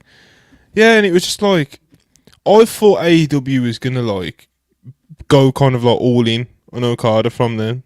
Do you know what I mean? And they're just like haven't really. Just waiting. And it's just kind of like, bro. it's just it takes But a little bit of that shine. goes But back- then, oh no, but then they get in the ring like they're wearing that 8-man, and they come together, and it's this huge thing still, and you are kind of just like, oh well, fuck it then. Do you know what I mean? But like, It's a huge match. Yeah. yeah, If it's this still is not- huge. It's still Okada Omega, ain't it? But it just feels Yes. like it could be more from what it is, and there's I still think- time. But you know, even beyond the like that part, I think you nailed it with the first part, which is like from a promotional point of view, I just think Mercedes and Tony is like that's the big fight you can take to all the different outlets, you know, like because Mercedes has obviously her fame, and Tony's shtick is just like fucking dynamite, dude. Like she's, and I also think all of this would be a lot easier to talk about, more like chill with the Revolution thing went the way it should have. Because that was bullshit, bro. And I remember, like, I was talking myself into, well, you don't want to put that much pressure on a main event. In hindsight, that was such bullshit. They main evented with fucking Cope and Moxley. Like, that was absolute bollocks, bro. Like, in hindsight, that makes me madder. You know what I'm saying? Like, they had that gimmick. They were going to do barbed wire and glass and shit, and they still didn't close the show. Like, fuck. Yeah, That was stupid. If they main evented there, I think everyone's a lot more chill about this. I think the problem is in the States right now, bro, people are just like, what do the women have to do at a main event? That's what I think the vibe is, right? Like, what do they have to do? The thing is, and that I totally understand that point, but the thing is, people and I know a lot of people think like Okada's kind of people have mixed opinions on Okada, and I explained this on the Dynamite review the other day. A lot of people that have mixed opinions on Okada, they just show that they didn't watch Okada in Japan. All right, when Okada has shitty. Now, I'm not making excuses, of course, for when Okada goes on fucking Revolution and has a shitty match with Brody King. Like, obviously, that's a pay-per-view match. We should criticize him for that. But like these TV matches where he goes out there and he doesn't really try, nigga, he didn't try on Road 2s. Nigga, you didn't watch Road 2s, and you weren't up at 5 a.m. watching Okada go out there and fucking what's that shit called? The Cobra Clutch that he does. What's that shit called? Money Monty? clip. The money. Money clip. You didn't watch him money clip his way through fucking Road 2 matches. But it's like when it comes, I think for big matches like we saw at World's End, like the match, like big matches that we saw at World's End. I think that when we get to All In, I think we can get Prime. Dude, the thing yeah, about you'll it- get- the way. yeah. Another thing is a way to get Prime Okada. You have to give him a story to build with, and the AEW writing team just doesn't give Okada anything. They just I wanna don't be give him clear. anything. Rob, I do not have a single doubt about Omega Okada. I think Omega Okada will be great. yeah. I just think from like a promotions point of view, from a promotional point of view, it is way fucking cooler to close with like your new emerging transformative story of Tony Storm, what she's become, versus the big acquisition that, you know, is Tony should win as well. in, Fuck like it. this the front of this kind of front of this movement for you in the women's division is like, I just think it's way more interesting as a That's main what we're event. doing, bro. I might have to start an agenda, man. Fuck it. It's a statement, Bro, main event, we can bro. round up. You know what it is? We can round up the crew. We can round up the crew again. You know what I'm saying? Like you So- and I. Yes. Yes, me and you, you know. Yeah, bro, the more we talk about it, I actually think it's a little bit I actually starting to think it's a no-brainer, to be honest. Yeah, they're not going to main event. But yeah, there's no way they're main event. This is where we're at, bro. It is what it is. It's well, they should. Want to. I'm not, look, What? we Wait, both what? know that they're not main eventing. They're just not main event. It's okay, bro, bro. I'm in my I'm in my naive, optimistic phase of my life right now. You are? You know, Fuck. Yeah, the heartbreak. I'm ready for heartbreak. You know what I'm saying? Like, Hey, you know, I'm at that there's- point, bro. There's always all out. You know what I mean? There's always all out. Is it Tony Mercedes? That's big business, bro. That's big business. The promotional run going up to it. Tony closing, like Joe just painted the picture. You know, Tony closing the show. I'd have Tony win as well. Give Mercedes a first loss in the promotion. You can do that with Tony Storm. You know, So would I, yeah. you can do all the. My I goal believe with that someone would be put like, it in the chat. Monty believed in EO. That's what I'm There you saying, go. bro. You gotta live or die on these hills. You can't be like, you know what, they should main event, but they're not gonna, so I'll give up. Nah, fuck that. They should main event. We can go through we can logically explain it. why they should main event and make a good case for them. So it's like it's an agenda worth pushing for me. You know what I'm saying? I agree. Listen, guys. You gotta understand too. All right, and this is not in an insulting negative manner. No, hold on. You Listen, if you get nasty about these women now, yeah, I've got some fucking ammo for Okada. Okay, so it's not nasty. I'm not getting nasty. You have to understand. Tony Khan is also a huge mark for this series, bro. So at the end of the day, if Tony Khan's like, "Yo, that shit's main eventing," there's nothing we can do about it. I'm not saying it's a valuable main event. Like, obviously, I agree with the both of you. I think a main event between those two is huge. Like, I'm not disagreeing, and the main event, especially at their biggest pay-per-view All In, especially would be huge. But at the end of the day, bro. Tony can be pressured, though, bro. Let's not pretend that Tony can't be pressured. Sometimes. We've seen it. Some stuff he holds pretty firm on, though. Death Riders. Fucking moving, bro. Yeah, but the thing is with Death Riders, he can hold firm on it because he can get confirmation bias from other places that we know he looks to results for, like the minute-by-minute quarters and stuff like that. Do you know what I mean? There isn't really anything to the pay-per-view numbers. There isn't really anything to suggest numerically, statistically, that Death Riders is a flop. You know. Also, I've seen two All-Ins. The first All-In, Kenny Omega was wrestling in a fucking trios match, and the second one he wasn't even there. All right. So unless Kenny, like, what if we don't get a Kenny Omega All-In match next year? Then we'll probably get a Mercedes Tony not match between the two, but we'll get a match. They'll probably main event next year. But bro, Omega has to get his match, bro. He has to get his match. I don't care. I don't care. He's pleading with Tony Khan. Please, God. So don't let the woke mob get you. So it's like Kenny spiritually, like it does feel right for him to actually main event one of these All-Ins. It's fucking Kenny Omega. It's AEW. He's symbolic. He's the soul of what we believe in for AEW, you know? So there's that side. Then there's all the reasons that we talk about with Mercedes and Tony. I think promotionally, marketing-wise and stuff like that, even just name value-wise, I think that is genuinely the biggest match the promotion can put on right now. And then you've got, I don't know, let's say Mox versus Ospreay. Let's say it's Ospreay. That could main event if you're having Ospreay win the title. Do you know what I mean? Because that's such a big moment to close your show with. So there's definitely options. Obviously, I think it's fair for us to assume that Tony's probably going to lean with Okada or Omega for a lot of the reasons that Rob just lined out now. Like, that is a series that he's very much a stan of. You know, he's and yeah, like I just said about the Kenny Omega thing, him main eventing an All-In, he wouldn't be wrong. You know, I wouldn't get mad at any of those three matches main eventing All-In, but I think if I've got my promoter hat on, Joe, you know, I like to put that on sometimes. I just think Tony and Mercedes is just... I agree. It's too tempting, Joe. Like, if you're going to do it, fucking do it. Or just leave them, or keep them away from each other. You know what I'm saying? Like, yep. If you're going to do it, fucking do it. This could all be eradicated if Jamie Hayter just beats Mercedes and fucking double or nothing. I would not feel the same way about Tony's All-In match, you know. But and I love Jamie, but that's just not a main event, is it? But a pay-per-view main event anyway. So yeah, man, it's a good problem to have. I'll put it that way. Yes, it's a good problem to have.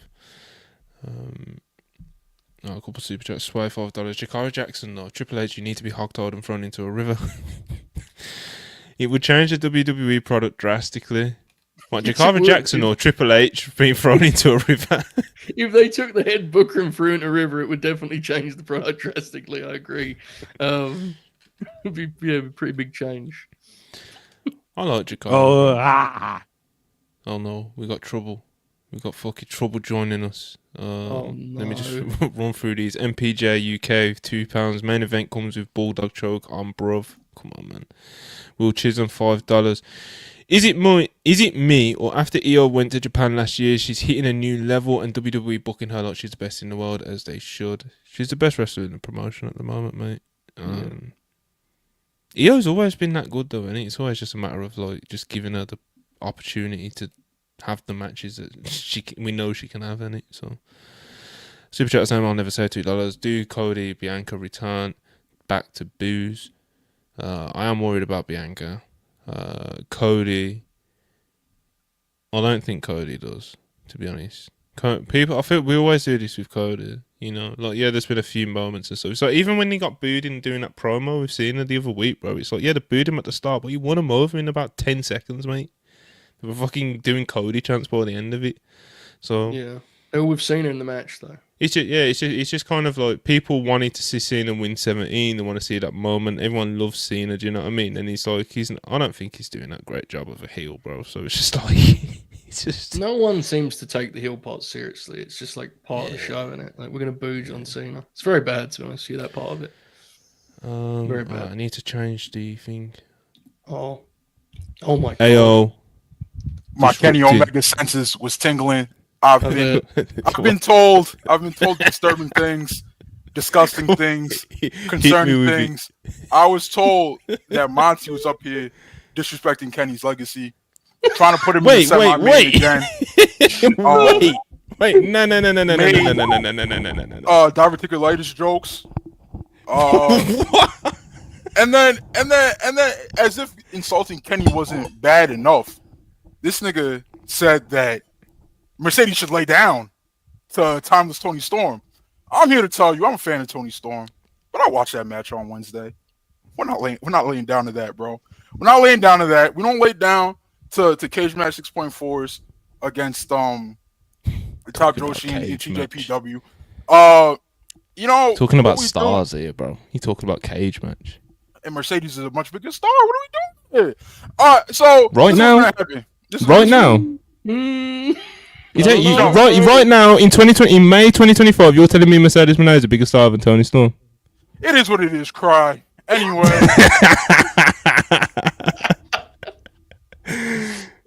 So you haven't learned your lesson with what happens when you put Kenny in the semi-main, and you just want to set up. I didn't disrespect Kenny, bro. If anything, the last thing I said on him was very just like. I get it, you know what I mean? Kenny's the heart and soul, bro. Like Kenny's the man. Your ass doesn't get it, all right? And you never will. And you love doing this thing, Monty. You love doing this thing where you're like, you know what? They should do this and that and this when you know they're not gonna do it, just so you can cry. Just so you could cry about it later. I'm not gonna any of those three main events. I said I will not be mad at any three of them. So Ospreay versus Mox, wouldn't be mad at that. I'd get that unless Mox just beats him. That would be bullshit. Hold on, let's slow down now. Let's slow down. We're not closing the show with quote unquote Mox. Spelled M-O-C. But if he's dropping the title though, and you can close the show with Ospreay holding the belt up, I get that. Mercedes versus Tony, obviously wouldn't be mad at that. I've just been fucking fighting a case for it. Then like Omega versus Okada, I would not be mad at that main event, bro. Like I'd get it, you know. Did you see what them niggas Ricochet and Zack Sabre Jr. had to go out there and do in that main event to get some sort of reaction after Kenny Omega and Gabe Kidd? Monty? Whoa, let's slow down now. Hack Sabre Jr. didn't do much anything at all. Come on, Ricochet went out there. And did 25 flips in 2 minutes to get the crowd invested, and it took it to like the 24th flip in that opening stretch for them to be like, "Hey man, this is pretty cool. I'm liking what's going on here." Zach just kind of stood there and bumped, but yeah, shout out Big Rico. What was I about to say? Yeah, and Mercedes is gonna win. So is that what you want to close the show with, Monty? Knowing that Mercedes is gonna win, 5 belts, Moné. 5 belts, Moné, bro. Where would she even put them all, bro? Like, hey man, we got to. She's already running out of space, man. Like, it's crazy, bro. That one Rev Pro belt or whatever it is fucking hot. It's an eyesore, bro. It's horrible. I forgot what belt is it, man? Bro, the black and white one. I don't know what the fuck. Yeah, it's horrible. That belt is, bro. Isn't that just the women's belt and it's a different version or something? There's some confusion of what I call Joe Hobart's beloved ZSJ in the chat. I want to make this clear. I did not call him whack. Zabor. I called him Hack Zabor Punier with a P. All right. Shout out Tanahashi. Carried him to a really good match last night. I liked it. I enjoyed it a lot. We keeping you in the mid card, my boy. This is very nasty. This is a very nasty attack on this.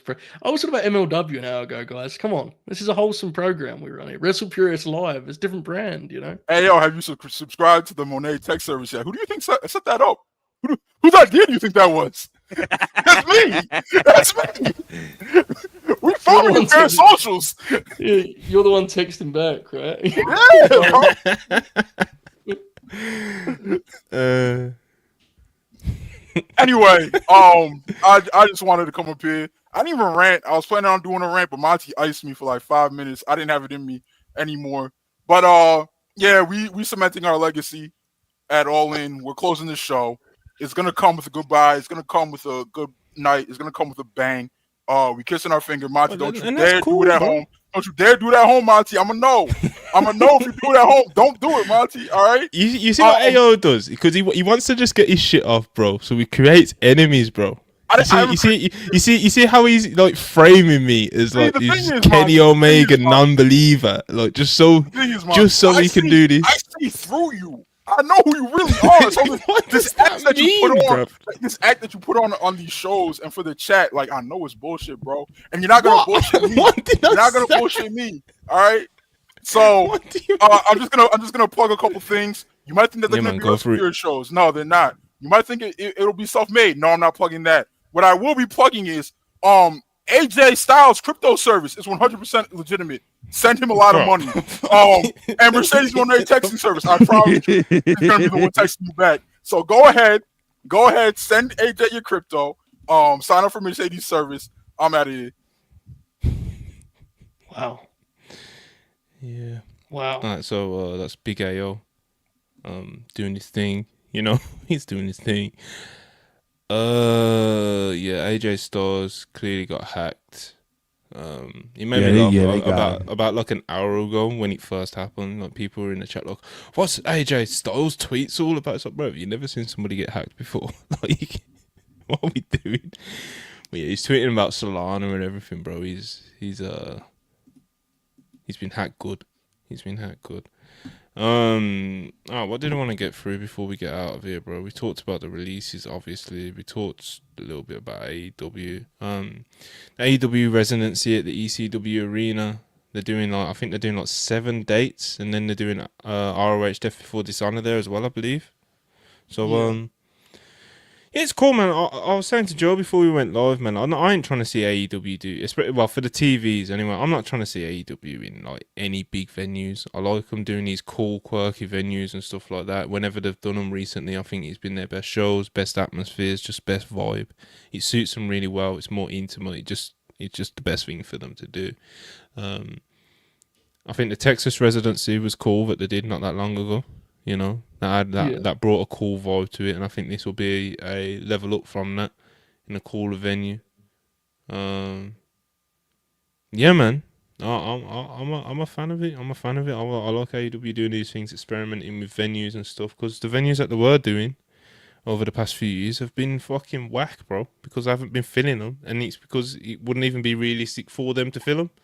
Nobody was expecting AEW to do 12,000 people a show for the past 2 years. You know what I'm saying? Fucking going to Phoenix, Arizona, and running the fucking Phoenix Suns arena. Like, what are you doing, bro? Calm down. Exactly. So I'm not trying to pour on it because I think I'm with you. It's a cool announcement, and like the one that Mercedes and Athena wrestled in was an incredible building. Where was that at, dude? That was fucking amazing building. Where Joe won the trio straps and that. I'm about to look. It was awesome, but I do struggle to get there's not a lot of romanticism to me with the 2300 at this point. I've seen so many shitty MLW TV tapings and fucking Ring of, like, it's just not, to me, that building doesn't really have a lot of juice left, to be completely honest. Hopefully they can recapture it and there can be some excitement. I think they will. Hopefully, dude, because it is like, it's like a different thing altogether now, isn't it? You know, it's a pretty lame place. The 2300 arena. Yeah, it's pretty lame, to be honest. But like, obviously the wrestling will be good, so hopefully they can get an atmosphere in there. But nonetheless, I agree with your point about the smaller building. I think it's been a huge help for their TVs. So it's a cool thing. Yeah. It's nice, man. Like me and Rob were just saying, it's just like those big buildings that were running, man. It was ridiculous, and it's just like, Yeah, definitely. Sean or somebody would ask about it, and it would be like, oh well, they've booked up till the end of the year. It's like, well, fucking book something else then. Do you know what I mean? Like, Jesus Christ, bro. No one's got a gun to your head making you fucking honour these fucking bookings. You've got 6 months in advance for venues. It happens all the time with venues. Things get moved around. Things get changed. Things get sized up, sized down. Venues change, bro. It's a fucking normal thing in the fucking event business. So yeah, to see them be a bit more flexible with it, like they have been recently, has been a very, very promising, very promising sign for my just overall enjoyment of the product, bro. It really does affect my enjoyment a lot. Like having a good atmosphere, you know, because some of those AEW shows and over the past year or so have been spooky.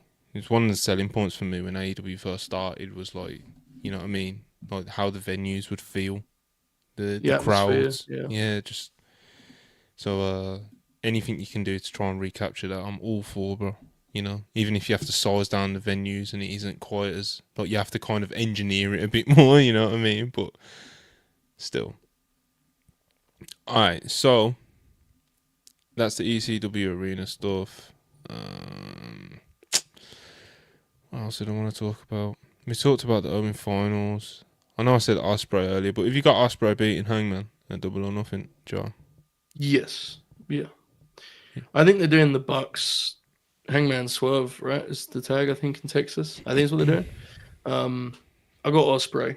I'm pretty confident on that. So I know there's been like a switch recently. People are starting to believe Hangman's going to do it, which would be cool, but I think it's going to be Ospreay. What do you think? I think Ospreay definitely. Definitely. It's like a foregone conclusion for me. I'd be like shocked if Hangman beat Ospreay at Double or Nothing. I don't think it would be like terrible or anything. Hangman's beast, you know what I'm saying? But, like, you could definitely make that work. I think you could argue that is, especially if you're taking the belt off Mox. Like, I think Hangman would be a great choice. I just don't think they are. I think he's beating Ospreay in Texas. Yeah, and I do think Ospreay is winning as well. So I think Ospreay is beating Mox for the world title because you do. Oh, yeah. Interesting. I do. I think Mox is just going to win, to be honest, but we'll see. No, I think Ospreay's beating. Yeah, no, I think as much as I would love for Hangman to like do it and get it done, and I would, because I think of it, like I said, I think of it in an old school manner. I think the money is selling all in London on Ospreay winning the Owen and then I'm doing it for the old country, bruv, and all that other shit. But Tony Khan doesn't seem to think the same way, and yeah, no, we're probably gonna get Ospreay and Mox in the Dome. So. So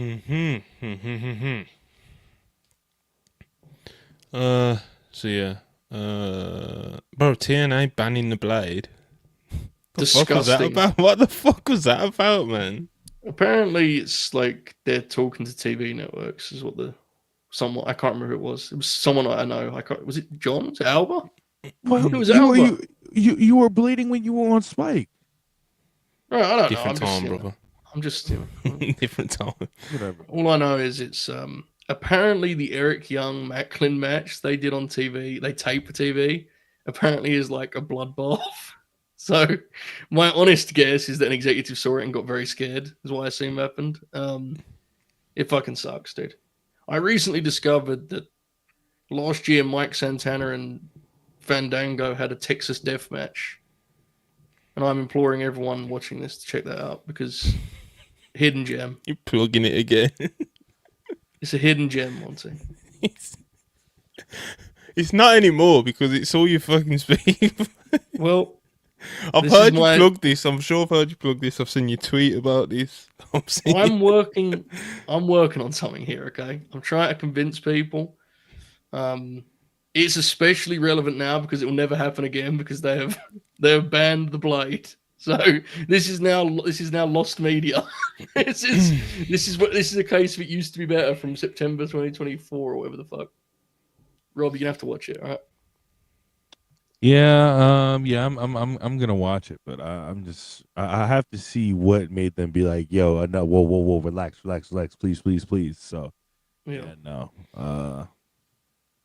I have to see what made them be like, yo, we can't do this no more, because they didn't even bleed in the steel cage match. They did That like was when I a knew. big, Yeah. like yeah, they did like a big fucking lethal lockdown, and they didn't even bleed in that. So I was just like, you haven't been bleeding anyway. But they did have a crazy Sammy Callahan versus Mance Warner match where they did kind of go a little crazy. So maybe that can go, and then that could be it. Oh, That lethal lockdown they did was like it was like a house show match. And it was a 10-man steel cage match. I was baffled by that match. Like it was wrestled like there was no urgency or anything. It was very strange, very very strange. But TNA anyway, does that, bro. just guys, report back to me on this Dango Santana thing, all right? It's an assignment from Holbert. Lock in. I'll get back to you on next week's show. All right, mate. You know. I expect you to. Yeah. How long You is watch that, and I'll watch one modern wrestling match, and we'll compare notes. Bro, you come into the 12 wrong guy minutes. looking for those kind of recommendations. Yeah, it's like 10, 12 minutes long. It's short. Just let it fly. That's beautiful. Yeah, That's beautiful. it's, Um, let it fly. all right, so we're gonna wrap it up, I guess, with I don't know, do a quick look at the AEW page, have a look at what they got on Collision for me tonight. I like Collision, Joe. We was So do talking I, about mate. this, wasn't we? I think it's more so because everything else isn't doing it for me, but like, and Collision just kind of tops my rankings from being inoffensive. It's kicking, bro. It's just there, isn't it? It's nice, comfy. It's very Simple. nice. It's a simple wrestling show, bro. And Yeah. as I said FTR on again, it. going back to like kind of a conversation I was having with Joe earlier, bro. It's like it's a simple wrestling show, and yes, sometimes that'll mean that you'll watch a whole episode of Collision and it feels like fucking nothing has happened, you know. But at the same time, you get through it, bro. Like you can It's get nice. through it. You have a nice time with it. You know what I'm saying? All right. So on this week's Collision, we've got the Gates of Agony in action. We've got that 100k 4-way that I mentioned earlier. Sammy Guevara, AR Fox, Kevin Knight, Roosh, Harley Cameron versus Megan Bain. The crowd should be into that. That could actually be like better than it looks on paper, if that makes sense. Brody King versus Josh Alexander. That should be really good. Tony Storm versus Lady Frost, which is for some reason a world title eliminator. you locked in. We'll hear from John Moxley. Maybe we get some Samoa Joe. And then, of course, the big one that was announced earlier, the 2 out of 3 falls match between FTR with Stokely versus the Paragon, Kyle O'Reilly and Roderick Strong. Oh man, I'm so locked into that match, man. Yeah, me too, mate. I'm very excited. That should be good. Should be a good time. The FTR we talked about on Worldwide, I think. So my bad for repeating myself, but that fucking FTR like 2.0 thing they did a couple weeks ago was incredible TV, dude. When they just beat the hell out of Menard and Parker and they got juice, and that was like, give me more of that, man. It was awesome. Hopefully one of the guys bleeds tonight. You know, in an autistic wrestling way. Cash will do it. Cash is a wild man, bro. Yeah, he's sick. He's sick, man. He's so good, dude. He is so fucking It's always good. like, how is he still? Do you know what I mean? Like, because as you say, he has got that, like, he's got that meathead to him as well, and it, you know, like his topes and shit. The way he's just throw himself into things, you know. He's an animal, man. It's like that. Dax makes me laugh, especially over the past couple of years, because like he has his form and he has his form with like his physical, like how he feels physically. Like you can see when Dax is hurting. You get me? Oh yeah. You know what I'm saying? So he has his form, whereas Cash is a savage, man. He's Cash sharp is as a ever. Dude. savage. They're I quite like him personally. Pretty good. He's an animal, man. Cash, and obviously Dax is. I fucking love Dax, bro. And Roddy is fucking Roddy. I like Kyle as well. Dude, in the last match they had, that's the best Kyle has looked in like time, man. He looked really good in their last match. I think it was last week, right? It was only a week ago, yeah. He looked great in that match. It's just the effect they have, you know. Mm-hmm. It's what to do, you know. Yes, sir. Anyway, let's wrap it up, man. All right. That collision show will be starting shortly in about 10 minutes or no, 7 minutes. We'll be back on. We're not gonna do anything tomorrow, I don't think. We've already banged this out of the way. We'll be back on Monday with Worldwide, and there'll be Tuesday the Raw review with Rob and Ibu. And I don't need to plug anything further than that. Joe, you want to plug any late night green stuff that you got going on tonight and over the week or Yes, at the end mate. of the weekend? Yes, sir. I'm not going to be there, but the boys are doing a collision grin along, I think. Or maybe just the FTR match. One or the other, I don't know. They're doing a grin along tonight. And tomorrow, I believe we are doing Judgment Day 05 for It Used to Be Better tier members, which is the show. That's the show where Cena and like Bradshaw bleed everywhere, right? Cena, I think, just goes full. Yeah. Okay. So, because I remember that's the one that we get the photo of John where he's just red, right? That's so fire. Oh my Yeah. Plus the opener of Eminem versus Bob Holly and Charlie Huss. I will be there. It's All tomorrow. right, bro. hey man, hey Bob Holly, That's gonna be Eminem. sweet, bro. 3 1/4. Good shit, bro. Good shit. So Late Night Green Gold. I think the link is in the description of this video. So go hit them up. Subscribe to that. Become a member. If you don't become a member, just subscribe to the Late Night Green channel. You get some free streams as well sometimes, man. You know, follow Joe on Twitter. All that good stuff. Rob, what you got going on yourself, mate, this weekend? At the end of this weekend. Ibu is watching Jujutsu Kaisen in the Discord tonight. He will be streaming like 8 episodes of the show tonight, or whatever the fuck number he said. I don't really remember. But he's definitely gonna be watching some of that in Discord tonight. And then tomorrow, I think we're gonna be doing match recommendations tomorrow night. Like Monty said, you can see me every Tuesday on this channel on the Raw review every fucking Tuesday. And then every Thursday on the Dynamite review. And then I'm not streaming Collision tonight. And then I really don't do streams on the weekends, but I will be getting back on my streaming every day. So here's my Twitch link. I watch Raw, NXT, Dynamite, and I watch Friday Night SmackDown begrudgingly every Friday for all 3 hours. Yo, I was sitting there with AO and Crystal last night, Monty, and I was like, yo, it's only 8 o'clock? Because I was like, holy fuck. Bro, it's rough, man. The only good news, WWE news, come out the weekend was what's it? It's that 2 hour that we're going back to 2 hours in the summer. It's looking like I think Dave said June. So we'll see. I watch every single weekday show on Twitch, and so go follow my Twitch. Turn on post notifications so you get it when I stream. And Ibu said that he's also doing match recommendations tomorrow as well. So he's going to be watching matches that you guys pick out for him. Get your suggestions to him. That'll be in the Selfmade Discord, so make sure you sign up there. Yeah, like I said, we'll be back on Monday. Hope you guys have a nice end to your weekend. Please like and subscribe if you haven't on your way out already. And yeah, see you guys Monday. Peace.